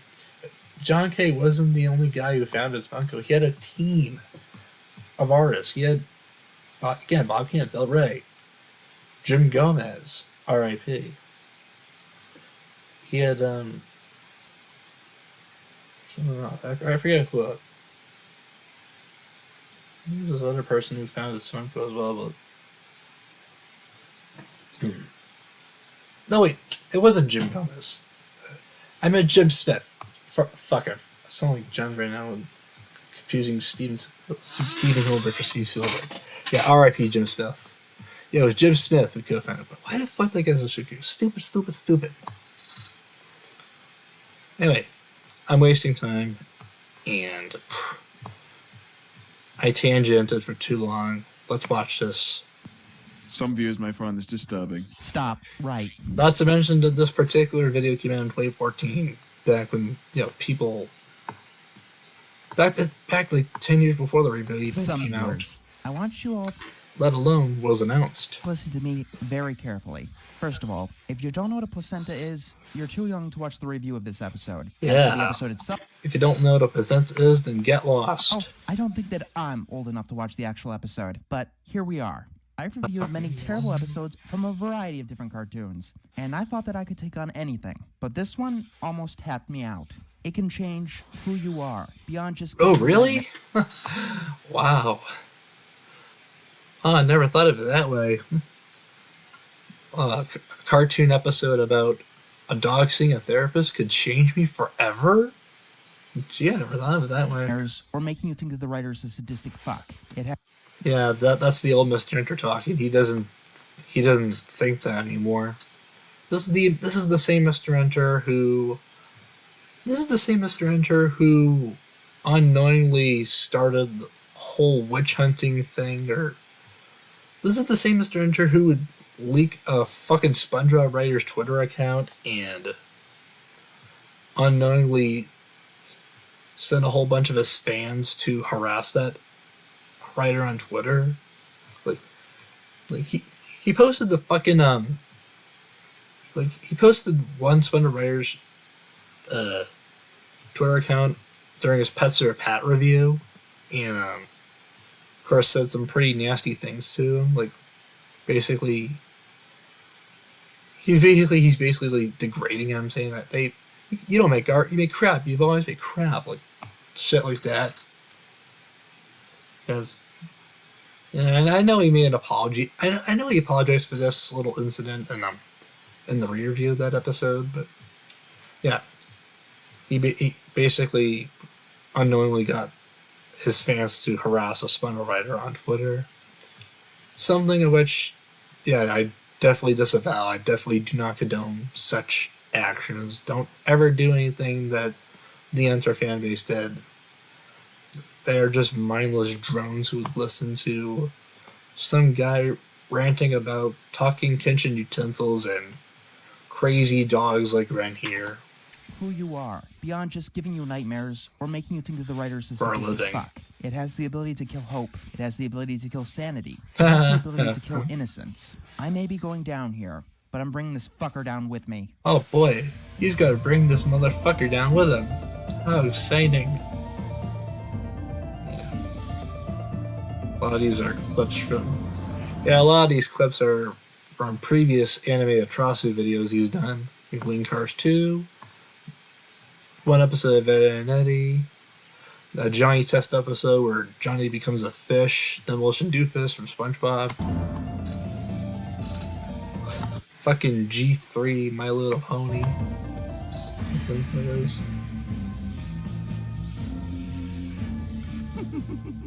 He had a fucking demonic laughter. It's something that wasn't really common on Before we begin, previous let's find out episodes what I included in the intro.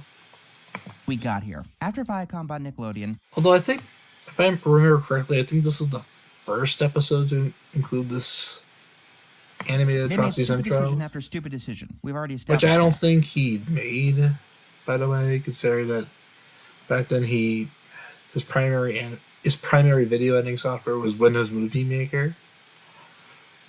A software which is very fucking nostalgic for me, considering I used to use that.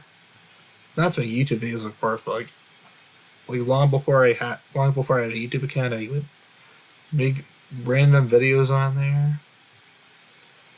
Of course, this was back when I had the old Windows computers, which I don't anymore. But here was one of their worst, reviving Ren and Stimpy as an adult cartoon, an adult party cartoon, if you will. I would say that this gives a good argument for censorship, but this is actually what a cartoon would be like if the censors were reversed. I'm getting all kinds of conflicting reports because no one wants to take the blame, and I don't blame them, but the executives kept forcing in, let's call them adult themes. That being said, John Kay made the first episode of the adult party cartoon Onward and Upward entirely out of gross-out jokes because a fan asked him to.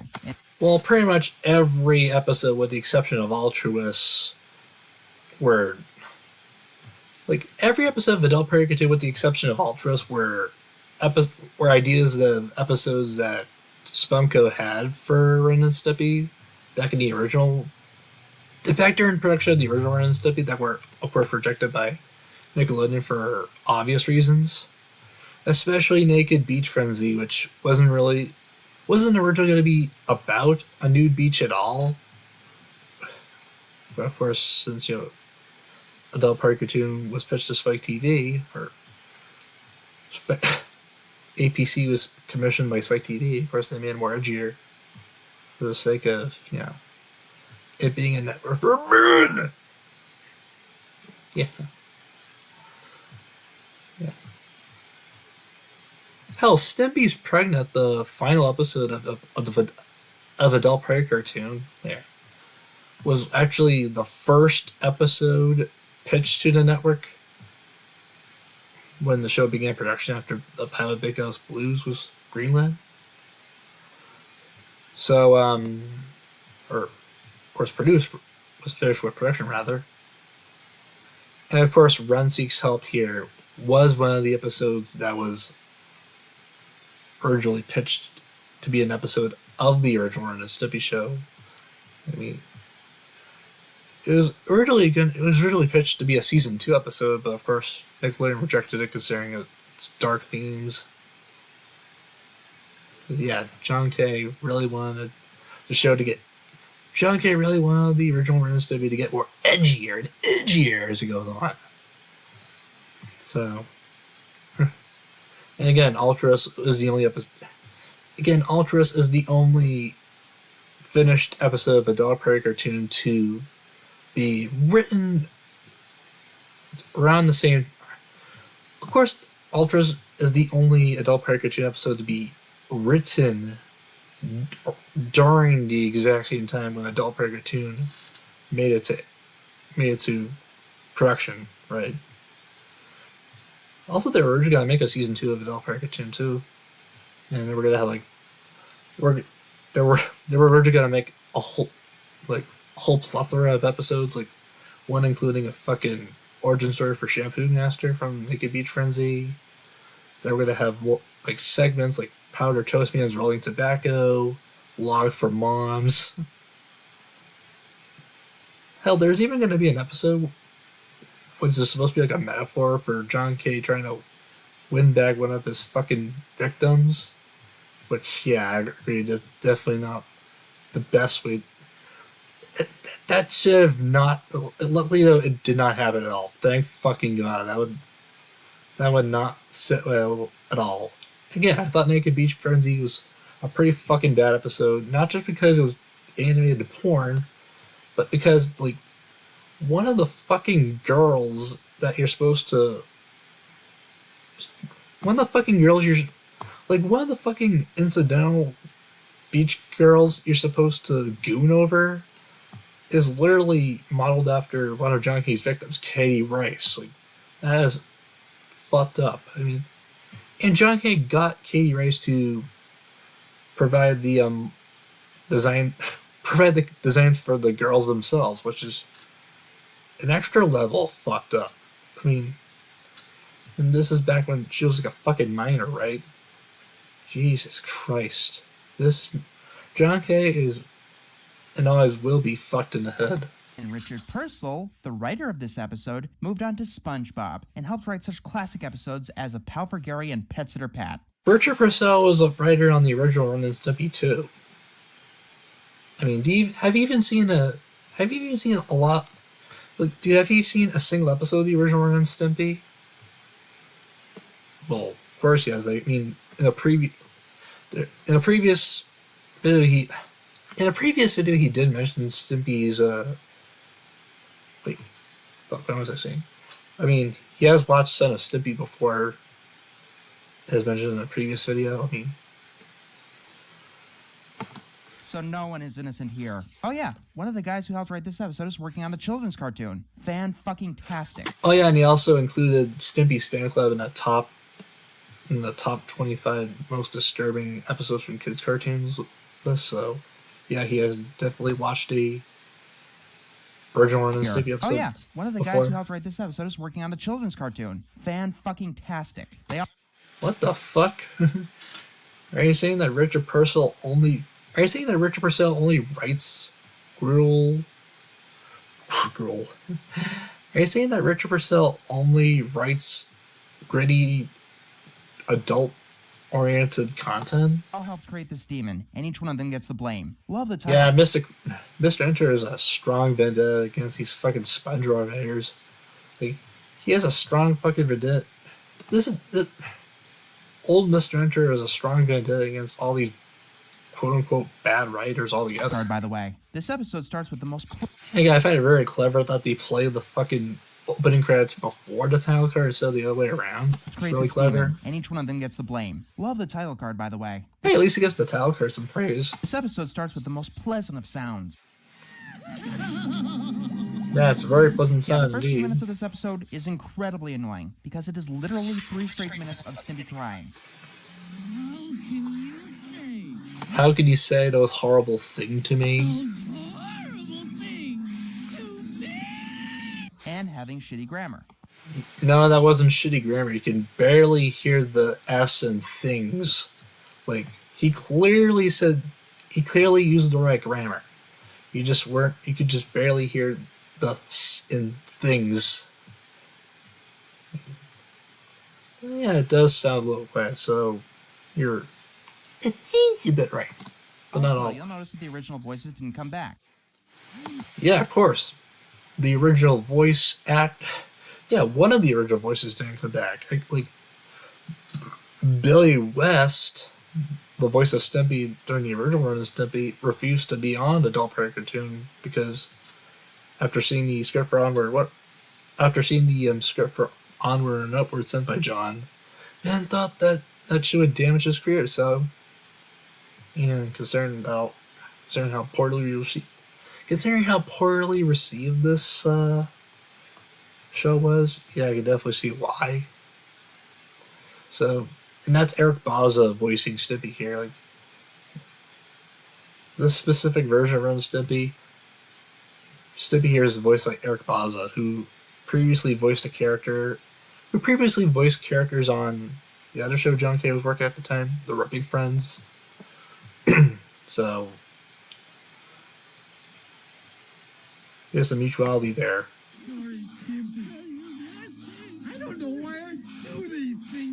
They thought that this new show was too raunchy. I wonder why. Raunchy. But even as someone who didn't watch the original, even I noticed that Ren's voice is off.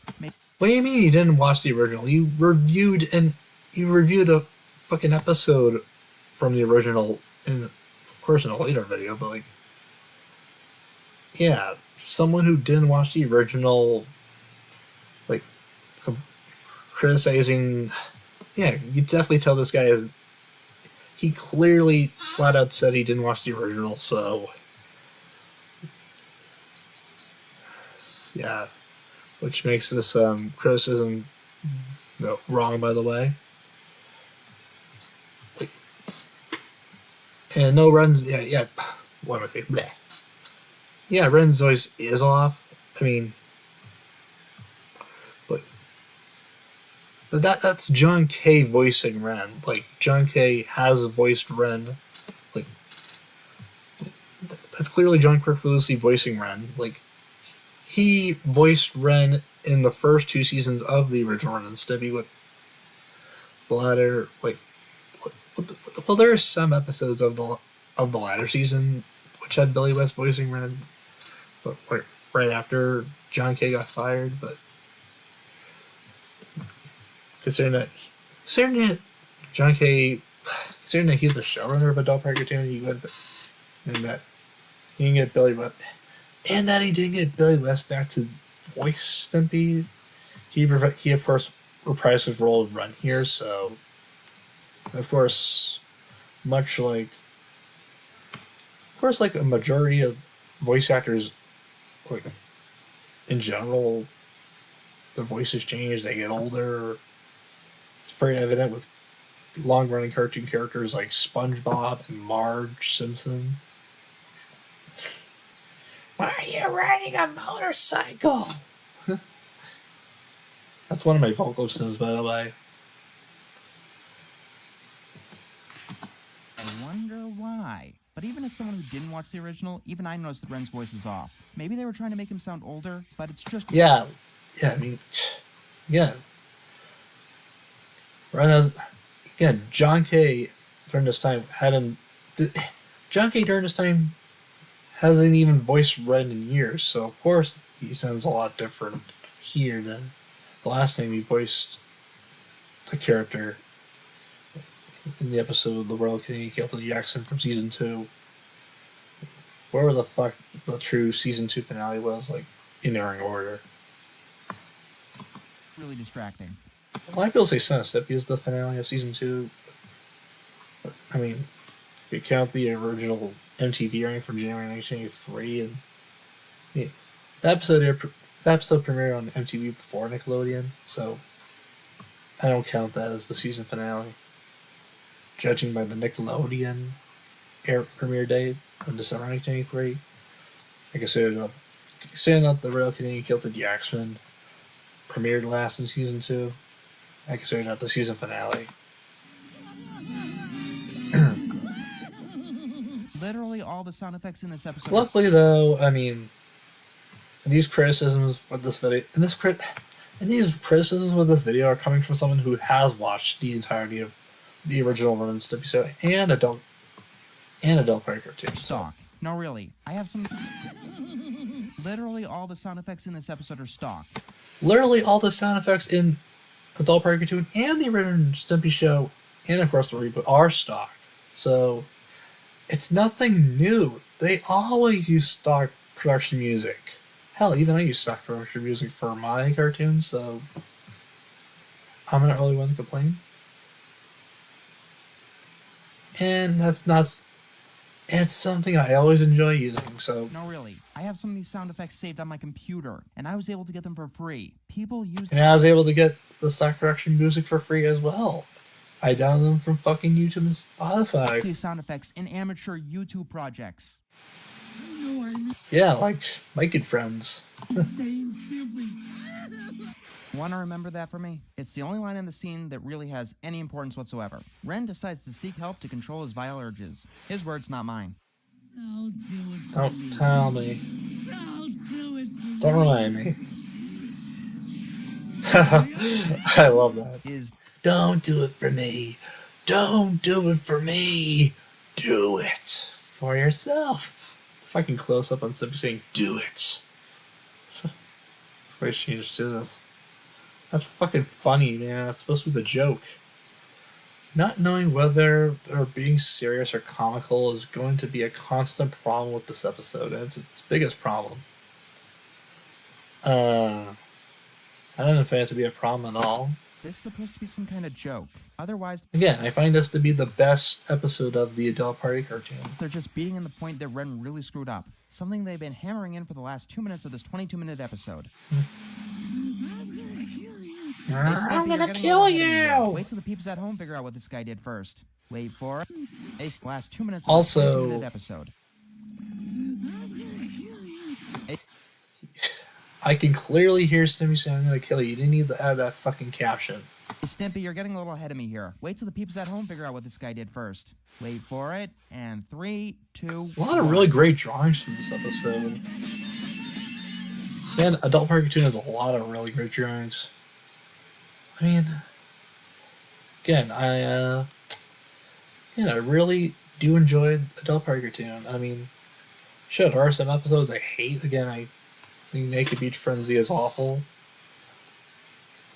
But... and I could care less about Fire Dogs 2 for the filler alone. Yeah. I think that's the second worst. Same thing with Ultras, like, that, I mean, the episode's the longest of any Ren and Stimpy ever. I think that's the third worst. And there are still some aspects of that episode I really enjoy, looking back on it. What I'm trying to say is, I like Ren and Stimpy Adult Party Cartoon more than people let on. It's not really that bad in retrospect. Again, especially if you compare it to the shit reboot from a couple years back. Ow! Which, thanks for that, which again, didn't even fucking try to be Ren and Stimpy. It felt like a cheap... It just felt like a cheap imitation. A more toned-down version of Ren and Stimpy. And Adult Party Cartoon, but I feel like a toned down version of both iterations combined. Is udders? What? Okay, bloated udders. I Yeah, don't. even I thought that. Yeah, even I thought that was pretty odd and Get unsettling. the joke. Farmer Jim better get to work before he gets charged with animal neglect, but that's about it. Which will But then again, Ren and Stimpy, like, then again, a large chunk of what made Ren and Stimpy great in the first place is its gross out very humor. quickly is that scenes drag a lot in this game. It feels like a 7-minute episode. Then again, a lot of shit in adult party cartoon drags on. I mean, and it's also a problem here. So, I mean, have you seen the other 5 episodes? The other 5 completed episodes? But as I said prior, it's extended to 22 minutes. And a lot of people say that this is the adult party cartoon episode that has the strongest plot. It does. No, dismiss. Comparatively, a no plot 22-minute episode is worse than a heinous 11-minute episode. But a heinous 22-minute episode is worse than a no plot 11. But a heinous 22-minute plot is worse than a no plot 22-minute episode. Wow. So, he thinks an episode like SpongeBob You're Fired is worse than A Pal for Gary. Meanwhile, he thinks like Ren Seeks Help is worse than SpongeBob You're Fired. By his logic. I don't know. I'm gonna move on. No plot over the plot that they decide to tell here. This walk cycle is entirely pointless. Sure, they try making a joke, but it doesn't really make much sense. I think it's supposed to build up to him walking into the therapist's office. Like, I mean, yeah, I agree. It does go on for a longer. I agree. It does go on for a little longer than it should. But I also love these rubber hose character designs in the background here.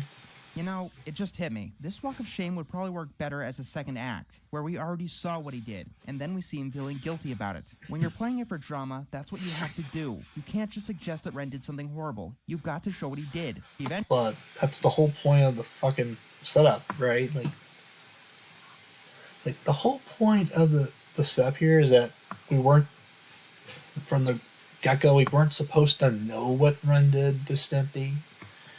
Like we weren't supposed to know from the get-go what Ren did to Stimpy. Like, that was like our creative choice to leave. That's supposed to be like our creative choice to leave the fans wondering. Also, from my understanding that there's a certain unproduced episode of the series called Life Sucks that would have provided the reason as to why Stimpy lashed out at Ren in the beginning of this one. And that was originally going to be a TV movie, like presumably around the same length as Ultrawis, but only like 7 minutes. All we have that episode is like a 7-minute, like the first 7 minutes in animatic form. You know, like we also have like some layout. Well, we also have some layout pieces from like the second act or so. Stimpy looking at a cat Jesus cross. And of course, we have a fucking. There's even a fucking promotional poster made for the episode. Like, they were hyping that episode up to be like the biggest and greatest Ren and Stimpy of all time. Which again, since it's not a fully completed episode, I really wouldn't count it. Again, since considering how badly Ren and Stimpy Adult Pig Cartoon was received, and considering that history repeated itself from the original era, without missing the deadline and shit. I heard there was also going to be a sequel to this as well, like presumably taking place after, like, Ren was locked up in the asylum or so. I'm guessing that like Ren was let out from the asylum. They were actually gonna make their version of that one episode from season 5 called "Who's Stupid Now," where Ren and Stimpy swap personalities and body forms. Where Stimpy was gonna be the asshole and Ren was gonna be the idiot sidekick. So, and it would have been called the Big Switch. Like, I mean,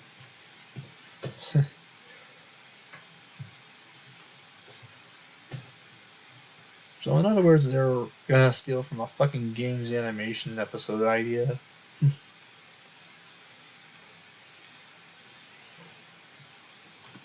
That's what you have to do. You can't just suggest that Ren did something horrible. You've got to show what he did. Eventually, and I do mean eventually, Ren makes it to a place simply called Help, and the walk cycle continues until he gets to Dr. Mr. Horse. Dr. Mr. Horse. I think once this live stream's done, I might have to retitle it to fit with the context of this latter half here. I mean, we're already like 2 hours and 25 minutes in, so. Dr. Mr. Horse.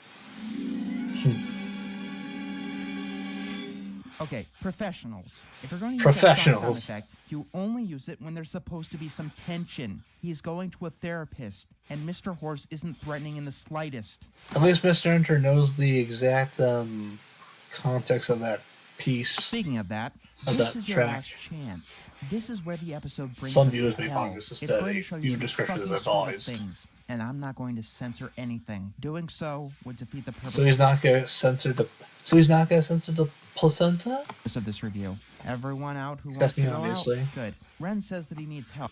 And me, of course. Since I'm well over 18. And this is well before the whole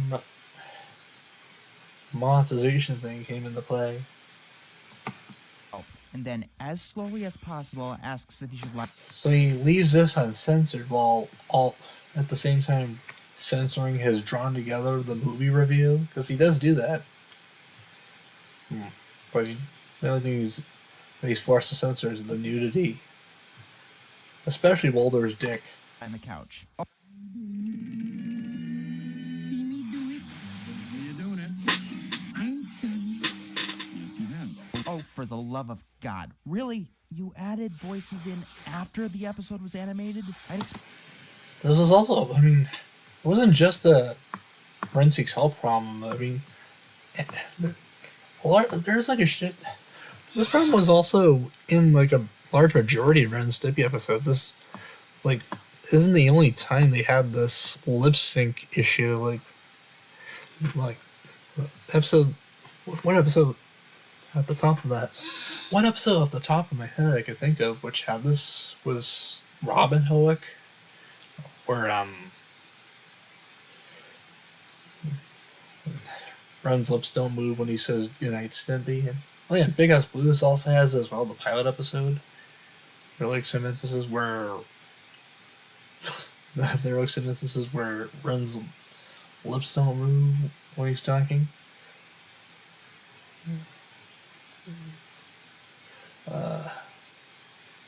Like when he says the big sleep the first time. Well, I think that might have been his thoughts, but whatever. I mean, it's not. Although I could though since this is a back and forth conversation between Ren and Mr. Horse, yeah, I could definitely. That's definitely a problem. I'd like to see some kind of low-budget kids movie where the professionals incorrectly assume that kids need constant talking to stay entertained. But this was aimed at adults. Constant talking to stay entertained. Adults. I assume that you put some effort into it. They have put effort into this episode. What the fuck are you talking about? Like, there have been a shit ton of missed deadlines in the franchise's history over the fact that they want to perfect shit. Stimpy's Adventure being the most infamous example of this. Budget shit that I've ever seen didn't have this problem. Ren begins to say what a terrible person he is. I'm not crazy or anything. Oh, don't worry. I don't actually think that Ren is crazy. Yeah, Ren's not fucking crazy or anything. Okay, seriously, Ren never told Dr. Horse's name. This wouldn't Who the fuck cares? bother me so much, but but they had 3 minutes of nothing, and then they dubbed over fully animated footage. You think that someone could have noticed that Ren never told Mr. Horse's name? Mr. No, Ren and Stimpy isn't really a continuity-driven cartoon, but these two have interacted side by side before previous times in the original Ren and Stimpy. Like, there's like a couple segments where they shared the spotlight. One where Ren Hoek is an ace reporter reporting Mr. Horse returning from the war, reuniting with his sheep girlfriend. And there's also one where they're at the they're part of the United Nations. They're like a United Nations conference where Ren is the translator for Mr. Horse speaking Spanish. Las cucarachas entran, nada puede salir. No, sir, he doesn't like it. Thank you, Mr. Horse. I mean, what I'm getting is that these two have interacted before in previous Ren and Stimpy cartoons or segments, whatever. So, Horse calms him down and wants to see how Again. soon Ren. this guy has not seen a single fucking Ren and Stimpy episode outside of what, Son of Stimpy and Stimpy's Fan Club. And really is. Two well-known examples of the series, the original series. Can I tell you about my childhood? If you missed, Please don't. Long ago. It's Stinky. He actually remembers being in utero. I'm not kidding. We see a I'm sorry you had to head see this, towards folks. The light, so to speak. but again, Mr. Enter refused to censor anything here. We see some nurses smoking in the operating room because of course there is. Because according to Then the him, doctor it would defeat the purpose of this review. slaps Ren across the body. And yeah, I really wanted to see a naked Damn it, newborn James Ren. is Just censored. like I wanted to see Also, you can clearly see Ren's baby penis here. Like, I can't believe Mr. Enter overlooked that. the doctor slice While the umbilical editing this cord and review. have blood spray everywhere. And you know what I definitely wanted to see? Bambi coming into the hospital and eating the placenta. More importantly, Ren decides that he doesn't want to be hurt, but Yep, he see? wants to inflict pain He didn't even censor the fucking. He left the fucking placenta uncensored. on others. That was where scene number 1 over. Also, Wanted to see Bambi coming into the hospital and eating the placenta. he didn't even eat the He didn't even fucking eat the placenta. He just grabbed it and ran away with it using his mouth. You didn't even see him eating it off screen. Oh fuck that. You don't even see him eating him. You don't even see it. You don't even see him eating it on screen. So that's not the right term to use there. Ren decides that he doesn't You want should say Bambi coming into the. You should say Bambi coming into the hospital and grabbing the placenta instead. 'Cause- hurt, but he wants to inflict pain Whatever. on others. That was where scene number 1 over. Hello, I'm Mr. Frog. This is my show. I ate the bug. I ate the bug. This is the end. I love you. Imagine if they actually called the frog Mr. Frog. That would be pretty fucking cool. I mean, I don't think once in the episode. Also, little tangent. I don't think once in the episode where I don't think there's a single instance in that episode where Ren calls the frog Mr. Froggy.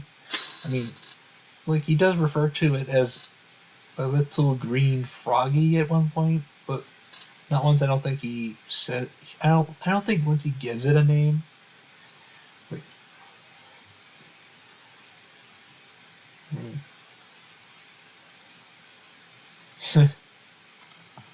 Whatever, I There are didn't like mess. 4 more to go, by the way. So Ren Four starts pulling more. the legs off of a caterpillar. One Also, ending part 1 and ending part 2. Why the fuck did he split them into? Why the fuck did he split the ending into 2 parts? I don't get it. there are like 4 more to go, by the way. So Ren starts pulling the Hey, legs off split of a the ending into caterpillar 2 parts. one by one, and we get to see this. While the caterpillar Unless ending part 1 is supposed to mean Mr. Horse calling Ren crazy and beating him up, resulting in Ren killing him, and part 2 being the asylum, and part 2 being the dog catchers coming in and taking him to an asylum, and the frog coming in to shoot himself. Ren starts pulling the legs off of a caterpillar one by one, and we get to see this Oh. while the caterpillar screams in I agony. don't know. He's I not think that going. Ren isn't insane. I don't know. He's not. He didn't even go into depth on the fucking chainsaw 6 thing and the 2 parts of the ending. But doesn't this strike you as crazy? Let's talk about the difference between crazy and evil, because the writers clearly don't know what that is. Crazy follows a logic that is foreign to the real world. Evil follows real-world logic to do heinous acts. Ren understands that pain is bad. He just wants to inflict it on others. If he thought that pulling the legs off the caterpillar... Well, yeah, I agree that, I mean, yeah, Ren is both crazy and evil.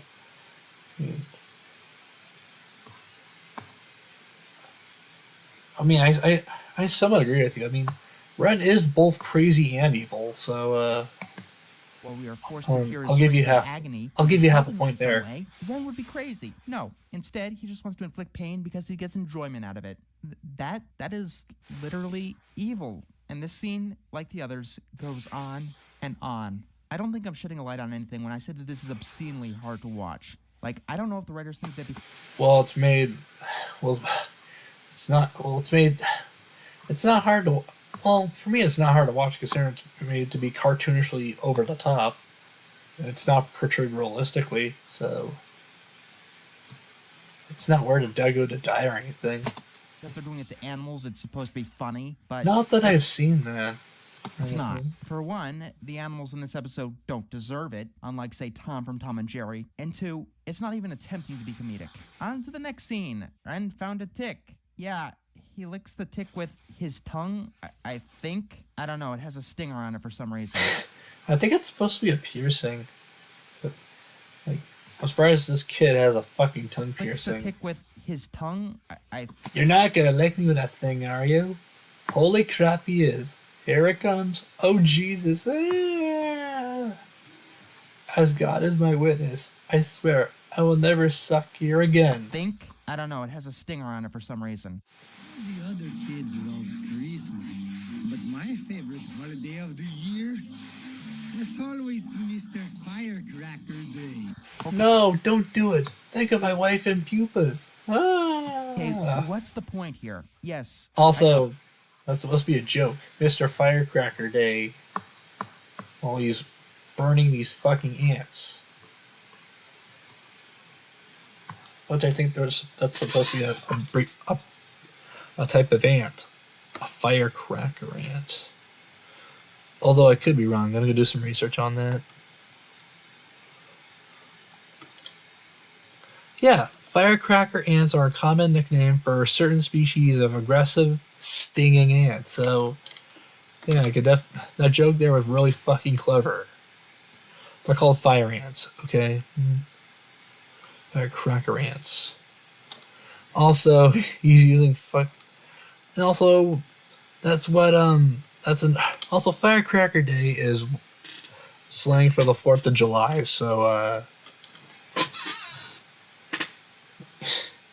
and he's using firecrackers while torturing these animals.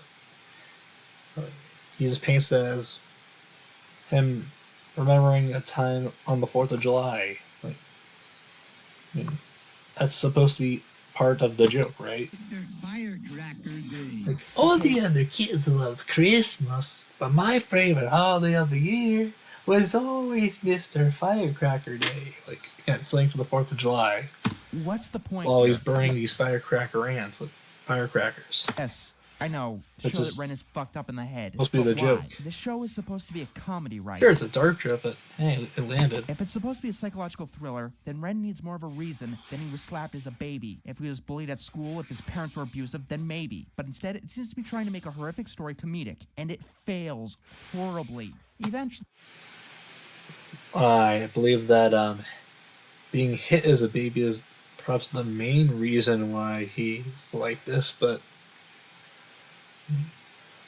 the whole point is that, like, Ren's been abusing others since childhood. I mean, like, the whole point of this cartoon is it's supposed to go deep into Ren's past and why he's fucked in the head.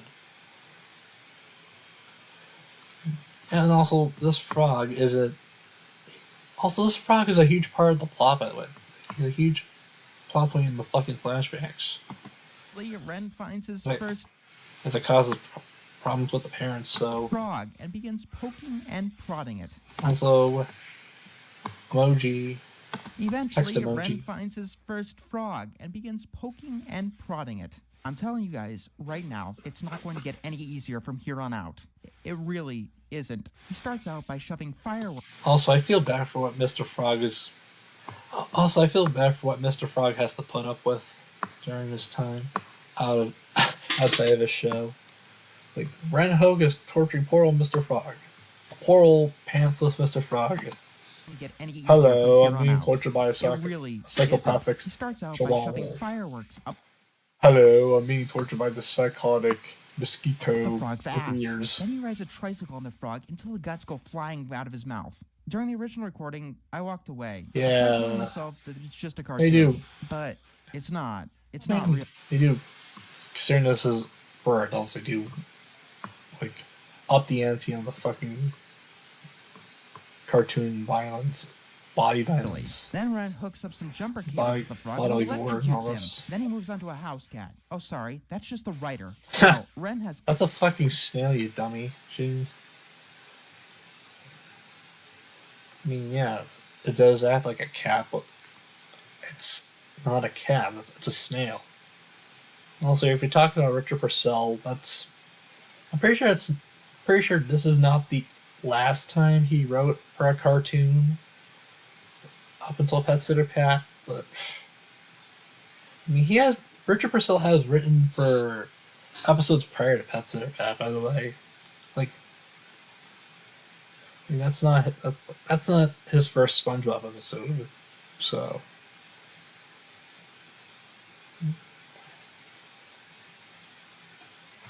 Whatever. But it's not. It's not really. Not really. Then Ren hooks up some jumper cables with the frog and electrocutes him. Then he moves on to a house cat. Oh, sorry, that's just the writer. No, Ren has other problems in mind. But first... Why? God, that is going to plague my nightmares. Oh, wait, it already is. It already Ren is. decides that it's finally time to end the frog. But when the frog begs for Ren to do the deed, he refuses. You want me to kill you? Yes. But why? It wasn't the pain. Suffered enough. Have I suffered enough? No. Hey, Skippy, give me a drag on that thing. Hey, did you see Susie wearing a leather plaid skirt at school today? Woo-hoo. To think that I once hated characters as tame as Peggy fucking Hill and Buck fucking Oh yeah, Clark. Chicken Little clip. Here's a hot take. I actually don't hate Chicken Little at all. Yeah, that movie gets a bad rep. I grew up with that fucking shit. Yeah, sure, it is kind of cool, and yeah, sure, it does feel like a lesser version of Shrek. It does feel like Disney trying to cash in on Shrek, but I mean, if you ignore all that, it's still a really nostalgic film in my eyes. And again, I grew up with the film. I think I had the Burger King toys, or not Burger King. Fuck. I think I remember only one of the McDonald's toys that came with the Happy Meal back around the time the film released in theaters. But whatever. I mean, Chicken Little is still a pretty enjoyable film. Like, I think it's more so of a guilty pleasure than a great film. So yeah. To think that I once hated characters as tame as Peggy fucking Hill and Buck fucking Cluck. Yeah, he also hates Peggy Hill too from King of the Hill because he reviewed an episode called he reviewed an episode of King of the Hill called Lupe's Revenge, which involves Peggy Hill. The episode of King of the Hill where Peggy takes home this Mexican kid, mistaking her for one of her students in the Spanish class that she substitutes. So Even not watching the original Ren and Stimpy, I know that Ren was never the school. Yeah. I mean, even Patrick Star, Brian Griffin, whoever the hell isn't this screwed up. Yeah, they're trying Patrick to Star and Brian Griffin. screwed up. But why? It's obviously not to tell jokes. Hell, if this is their idea of comedy, then these are people I legitimately never want to see in my lifetime. And You if never want to see Ren Hoek in your lifetime? I do, I'm never going to let any animals near them, that's for sure. Guys, I think I just lost respect for Ren Hoek. Ren Hoek has officially lost my respect. Except this is young Ren Hoek. Like, he's talking about Ren when he was a fucking elementary school. He's talking about Ren Hoek when he was an elementary school kid. Well, granted, I mean, that's... Granted, like... He still acts this way, like, in the present, so I'm guessing he's talking about... I guess he's talking about Ren Hoek overall. I mean... Meanwhile, Ren is one of my favorite cartoon characters of all time, no joke. I mean... How do I still think that Stimpy is my favorite of the show? And the whole point of Ren is that, yeah, he's a fucking asshole. He's fucked in the head. He's a psychotic little beast. I mean, that's the whole point of his character. And sure, yeah, they ramped up to, like, I'm sure they ramped him up a few notches in this version because, you know, look at the title of the show, Adult Party Cartoon. They made him more into a pervert, and that's probably the worst part of Naked Beach Frenzy, and that's one aspect about it I really don't fucking like. But other than that, I don't really mind the characterization in Adult Party Cartoon at all. Plus, Stimpy is still the same stupid, but Stimpy is still the same idiot with a pure heart he was in the original. But as a horror story, it doesn't work. Because you can't fall... And I'll give the reboot the benefit of the doubt. At least the characters stay the exact same character-wise. Let's be honest, one of the saving graces of that reboot. But also, even if it failed to make any of them funny. Something that tried to tell jokes for 22 minutes with this. Not to mention that it bastardizes an already established character. Not to mention there are many areas where they're trying to tell jokes. Then Ren starts smoking. This joke... Hey, Skippy, give me a drag in that thing. Did you see Susie wearing that later plaid skirt and skill today? Doesn't work because they already did the people are smoking when they shouldn't be joke. Look, Ma. Yeah, with the nurse in the background. On television cartoon. Oh yeah. Also, this like again, Mel Parker. This cartoon's no stranger to fucking smoking in the show because a lot of characters do. Ren does like in almost every episode of the show of this era of Ren and Stimpy. And hell, there's even a joke in the original Ren and Stimpy where, like, Ren in the episode Fake Dad where he catches Kowalski, the big prisoner, like Ren takes in as his own son for the weekend. He finds him smoking a whole pack, with the pack still in the box. Like, he confiscates it, and he confiscates it from, like, saying, "Don't you know that smoking can kill you?" What a fucking hypocrite. Aired on TV. Spike TV, to be precise. Ren says that he thought sleeping that night was great. So Mr. Meanwhile, in the very same fucking series, the original Ren and Stimpy, there's some characters who smoke pipes, like, again, Mr. and Mrs. Pipe. Like, what? No, not Mrs. Mr. Pipe, I mean, the reason why Mr. Pipe is named Mr. Pipe is because he's always showing with a pipe in his mouth. And that's the only thing, like, that's the only part of his fucking head you can see on screen. Like, with the pipe in his mouth. Pulls out a gun. Ren apparently slept great that night, even though the frog taps on the window. Ren shuts the window and goes back to sleep. I mean, does Mr. Enter know that Mr. Pipe exists? Spike TV, to be precise. Ren says that he thought sleeping that night was great. So Mr. Horse pulls out a gun. Ren apparently slept great that night, even though the frog taps on the window. Suffering. dismemberment. Shuts the window and goes back to sleep. Sometime later, Ren returns home from school, but is stopped by his father with another stock sound effect, which really does kill the dramatic mood. Wait a minute, that's supposed to be Ren's father? Do some fucking research. Side note, I find it very clever that John K. got his dad to voice Ren's father here. I mean, because yes, Ren's father here is voiced by John K.'s own father, which is a very clever casting decision. Priests, Catholic ones at least, Not to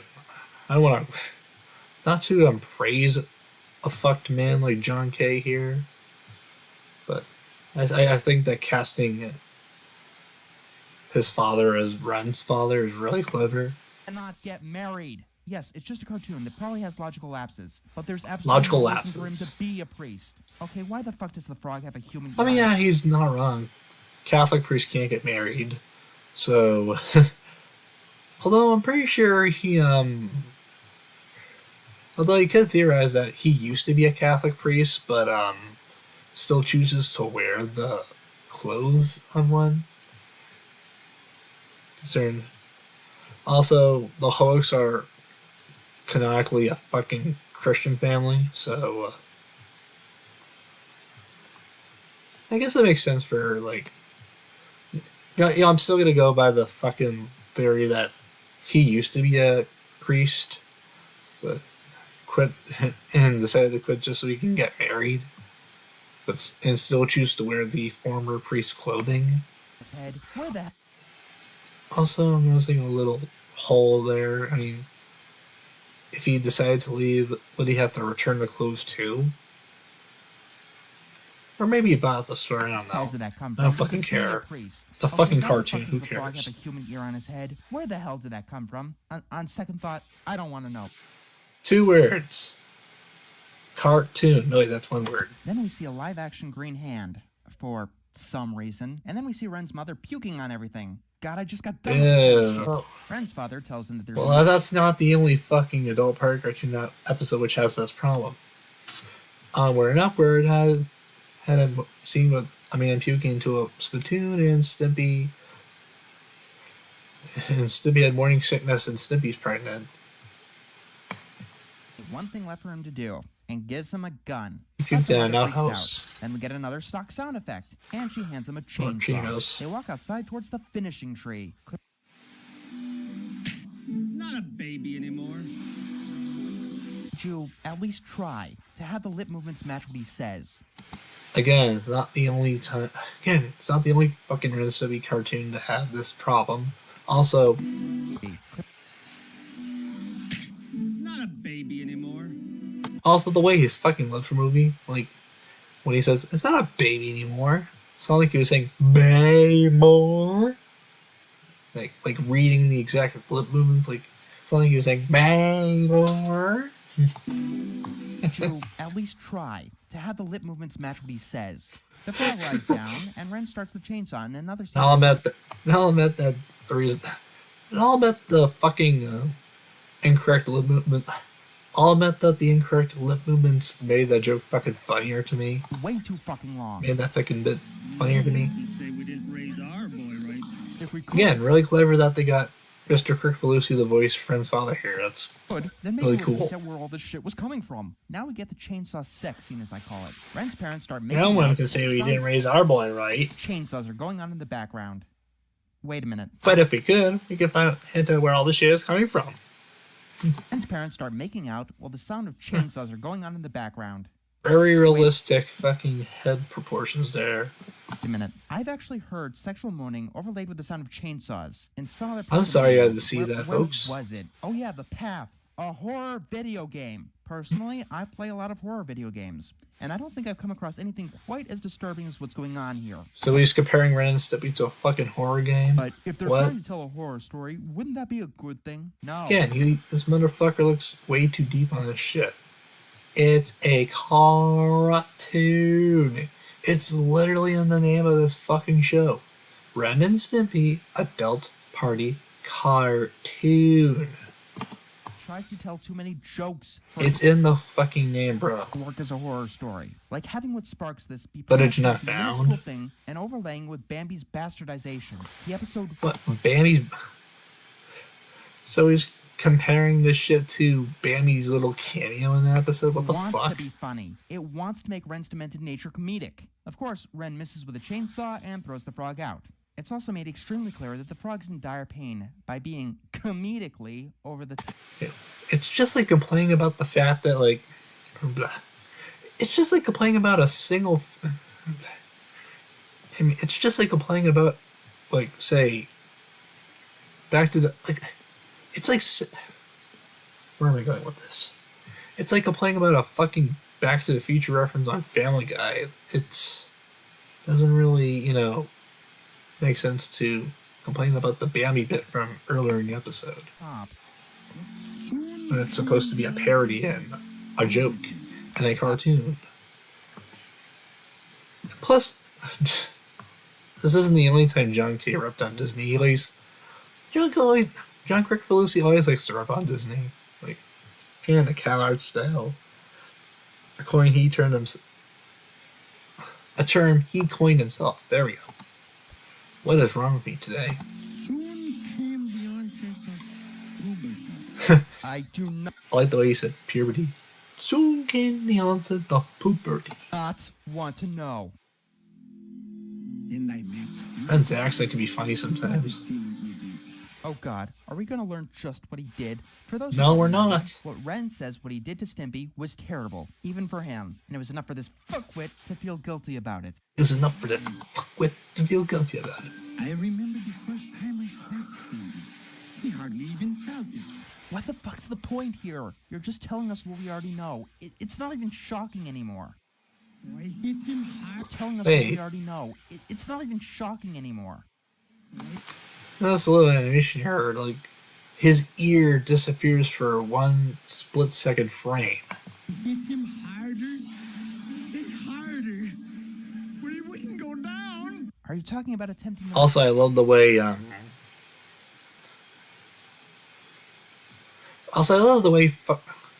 love the way Ren words. So I hit him harder and harder, but he wouldn't go down. That's some really great voice direction there. murder Stimpy or plunge a toilet? Or Mr. plunge a Horse toilet. asks if Stimpy loves Ren. And good God, what is wrong with Mr. Horse's face? Who cares? Them going off model is not the fucking problem. Anyway, it's not like that. To me, He's my friend. Just a friend. it's not. Correct me if I'm wrong, but aren't Ren and Stimpy supposed to be a gay couple in an adult party cartoon? Oh I'm boy, just saying that here we because go. there's a whole episode where Ren knocks Stimpy up. Somehow. I'm complaining about it. Well, the thing is, and this also applies to the original show as well, Ren and Stimpy isn't really that consistent to whether the duo are gay or not. There are plenty of episodes that showed them to be just roommates, and well, episodes like Onward and Upward and Stimpy's Pregnant display them as a gay couple. Sure, there is the episode Ultras, which has the infamous log song scene, which simulates you know what, but that was just for that one bit. And there's also one bit from earlier in the episode which Ren forces Stimpy to give up the bra that he quote gave them for their anniversary to the homeless woman. But yeah, that was just for a bit. And John K. explicitly stated in the opening for the intro for the episode that played prior to the episode on the DVD, the Ren and Stimpy Lost Episodes DVD, that they are not a homosexual couple in that episode, and that depending on the cartoon, that he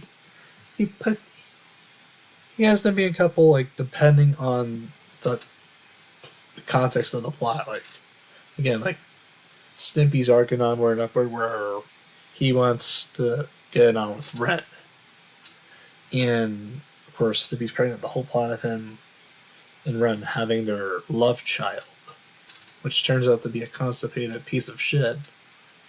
So, and they decided to make that into the baby. So, And again, there's a shit ton of examples in the original Ren and Stimpy where there are times where the two are hinted to be a couple, like the iconic mistletoe scene from Son of Stimpy.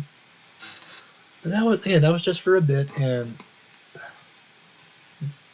they don't go in depth on them. Like it was just seems like the only time they portrayed the two as a homosexual couple are just exclusively for bits for a majority of the time.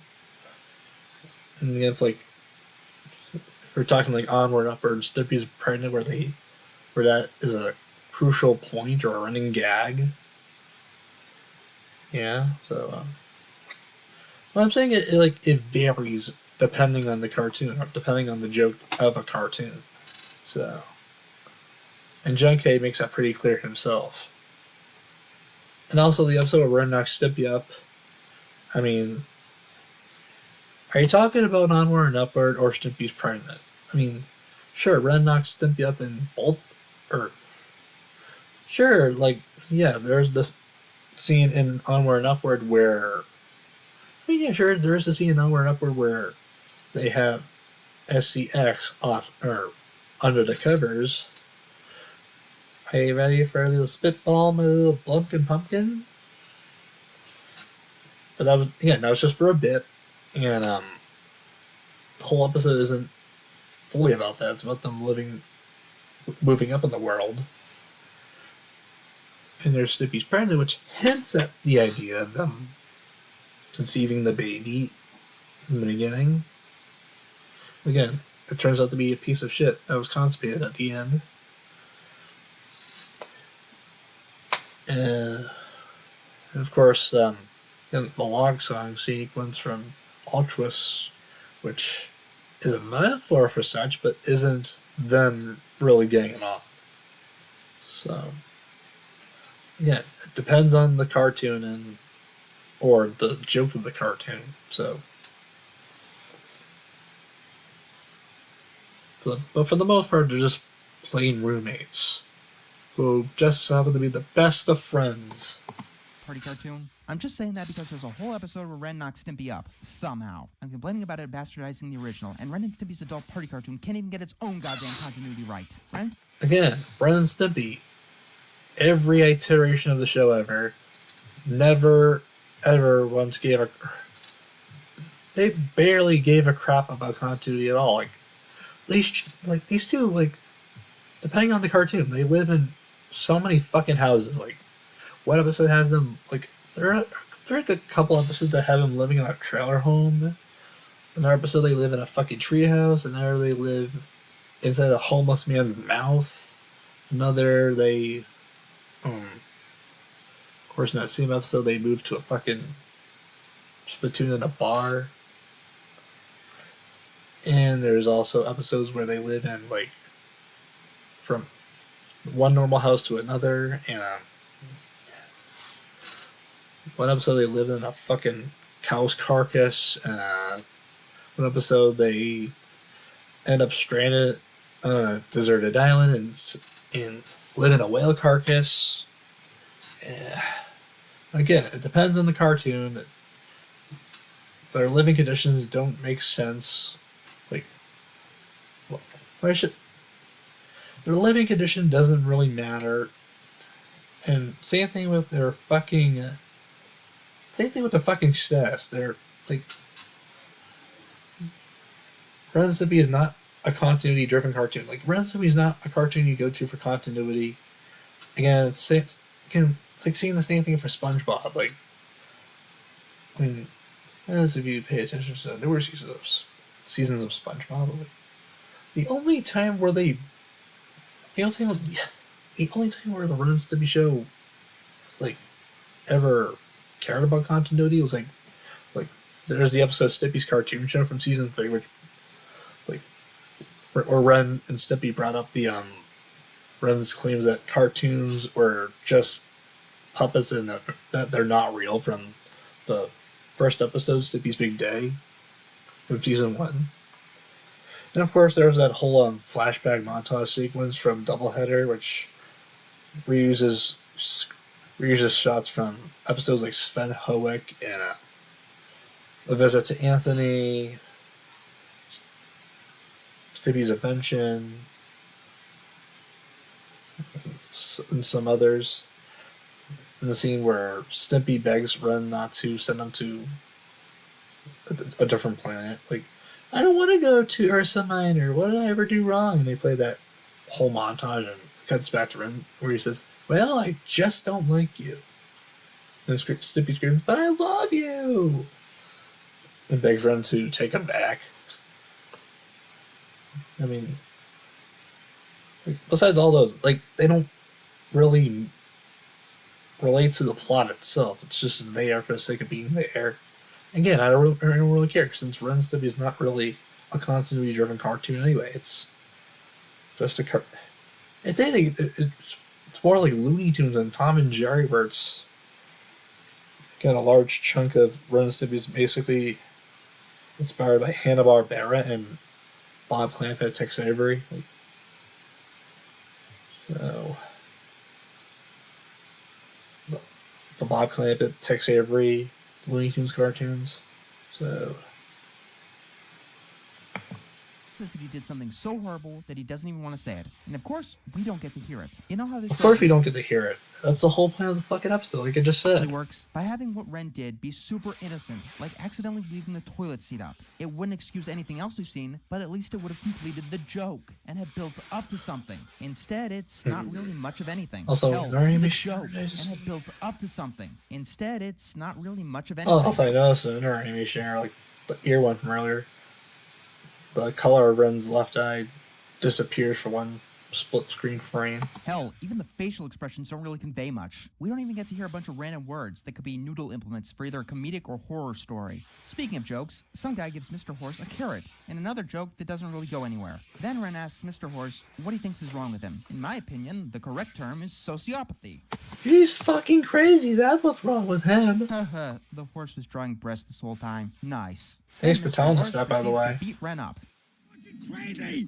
That's what's wrong with you! You're fucking crazy, that's what's wrong with you. Crazy? Evil. That's right, you need to be locked up, away from decent, normal people. What kind of lunatic are you? Do you just walk up to the strangers in the street and tell them, hey mister, do you want to hear some sick stories about my twisted youth? Crazy. Tell me I'm crazy! I don't understand. I came to you for help. I bare my soul to you. I told you all my darkest secrets, and now you tell me I'm crazy? What kind of psychologist are you? psychologist are you nuts? I'm a horse. Psychologist? Are you nuts? I know, like, almost the entire episode. I know almost the entire transcript of this episode, word by word. Mainly the sending, though. You crazy son of a bitch, I'm gonna beat the living hell out of you. I'm a horse! And Ren's father was both a priest and Chihuahua. I don't get the joke here. Is it that help can refer to, like... I'm guessing that's a I'm guessing it's like a semi-callback to the guy giving horse a carrot from earlier. labor in which a horse could help you with? If that was the case, he was acting way So too look at much that like a bulge therapist on for the that joke to from be earlier. complete. Then Mr. Horse begins to, in his own words, beat the living hell out of Ren. It happens in a pretty brutal fashion, too. Also, I love all the little shortcuts they took to cut the animation budget. Finally, Shortcuts to cut the animation budget?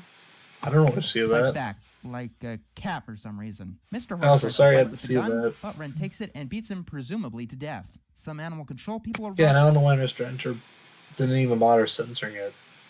I don't know why Mr. Enter...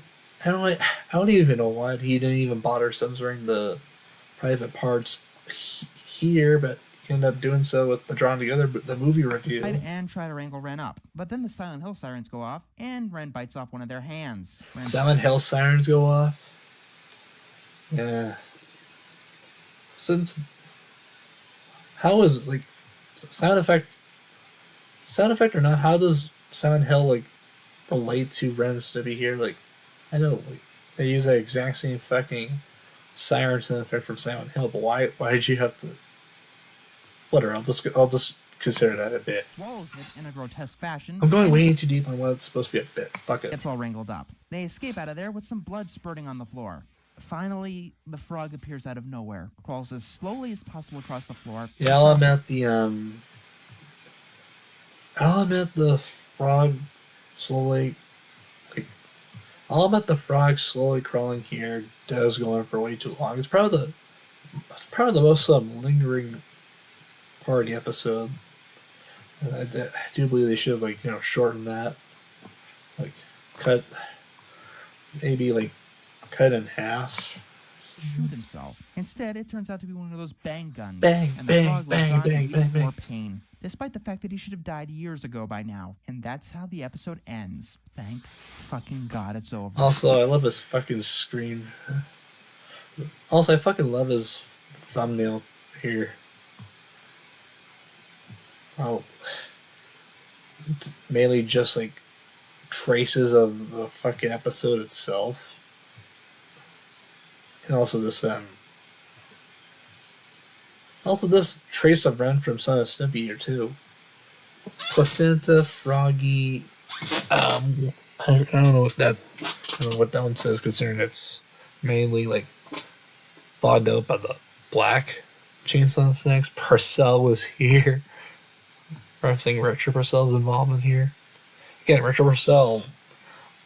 This isn't the only episode of Ren and Stimpy where Adult Party gets to, especially where Purcell was involved in. What are you talking about? You know what the sad part is? Again, he wrote for SpongeBob. But why'd you have to put that? People say that this is the best episode of Adult Party Cartoon. Is it? I don't know. I haven't watched any of the other episodes, and since this is the worst thing... See? This is what I was talking about. Or, I don't think I brought that up. Yeah, I did. I think I might have brought that up earlier, but yeah, he only watched this episode, not the other ones. He basically judges Adult Party Cartoon by just this one episode. So, that I've ever reviewed thus far, and probably ever going to review, I'm not going to watch the other episodes. I refuse to. If I'd have to guess as to why this is considered the best, it's that this episode does things other than try to gross people out in various ways. But it's too disturbing to be comedic, and... the only reason why I like this episode is that... I mean... one of the reasons why I like this episode is that... let me start over. One of the reasons why I like this episode the best is that not only is it loosens the problems with Adult Party Cartoon overall, but it's also a really cool exploration to Ren's past, and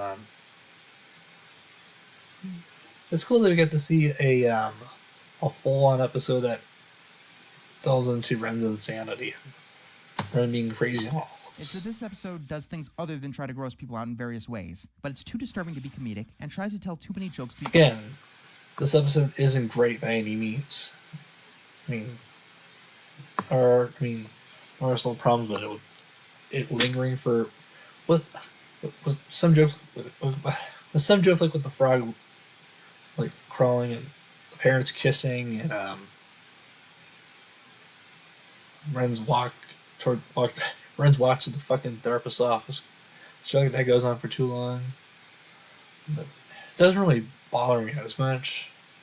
The problems here don't really bother me as much when you compare it to episodes like Altruist and Fire Dogs 2.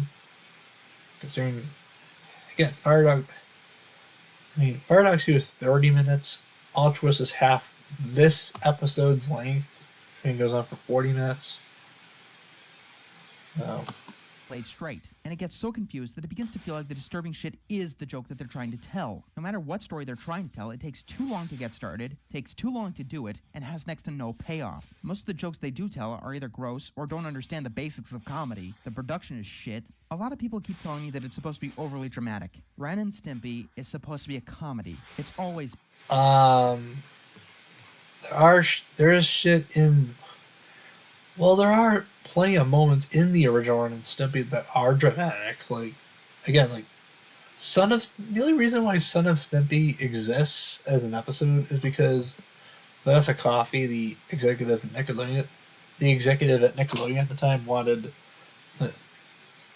in order for John to get away with more extreme episodes, she wanted to see an episode loaded with pathos and drama. So he agreed, and that's why they made sense to be the way it is.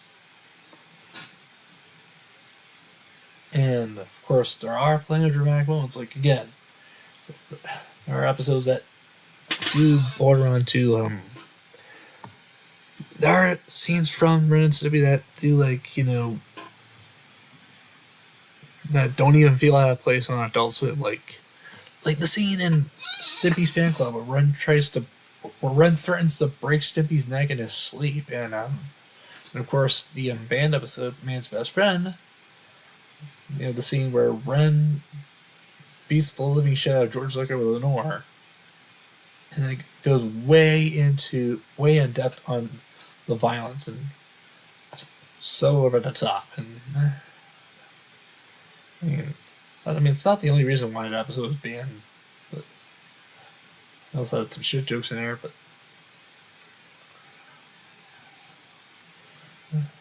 what I'm saying is, I mean, Ren and Stimpy isn't just a comedy. There are some dramatic elements thrown into the mix, right? And Ren and Stimpy doesn't really feel too out of place. Okay. In a comedy. I'm not saying that it could only do comedy, but comedy is what you come to a show like. I mean, yeah, Ren and Stimpy always has been comedy, but it's always had dramatic elements thrown into the mix too. This for going to this for dramatic tension is like going to Family Guy for political commentary. It just Family Guy has done political commentary in the past. What the fuck are you talking about? doesn't belong there. What do the other episodes do? Like one of my least favorite episodes is Trump Guy, the episode where they have Peter Griffin fight Donald Trump in a chicken fight scene. They be gross. Oh, they take care of a baby made out of shit. No, they don't take care of a baby made out of shit. I get that he's referencing the climax of Stimpy's pregnant, but not the episode is. I mean, the whole point of Stimpy's pregnant, the entire episode centers around Stimpy's struggles of the entire point of the episode is that it showcases Stimpy's life as a pregnant mother. But I mean, the episode literally ends with Stimpy in the hospital, happy that the baby shit is born, which they named Little Ricky. The episode doesn't even, the episode. I mean, the episode doesn't even go in depth on the whole the fact that the baby's made out of shit. They don't see them bonding with it. The episode literally ends with them at the hospital meeting Little Ricky for the first time. That's. I mean, again, it clearly shows that Mr. Enter has not seen the rest of the episodes, especially Stimpy's pregnant. Again, he has brought that episode up in discussion before in a previous review. Then again, he also brought up Son of Stimpy as well. I mean, he's bringing that up.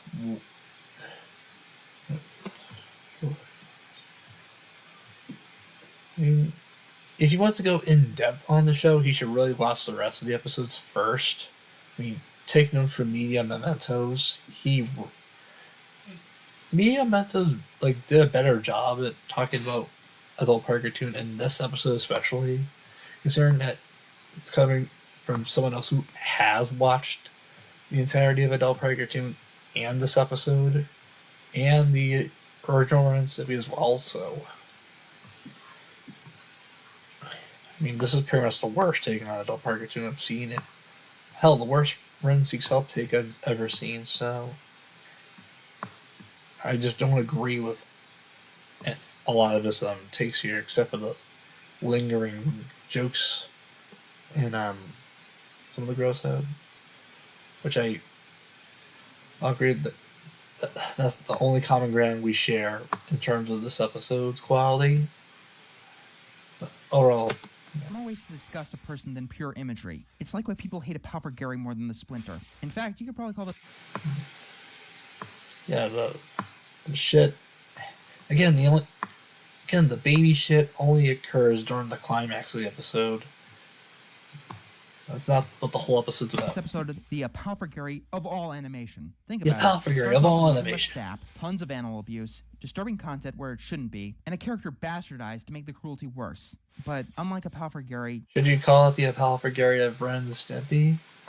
Of all animation, it sounds like a huge stretch. I felt a piece of myself die after watching this. I felt broken after watching this. Also, I'll admit that the traced drawings in the reboot are worse. Like there is literally a scene in an episode. Like, there's literally a fucking drawing in, like, there's literally a screenshot in the reboot that's literally traced from Son of Snippy, this exact drawing as well. Not kidding. Yes, I find this episode that Because, yes, there are a shit ton of there are a shit ton of episodes from the reboot that do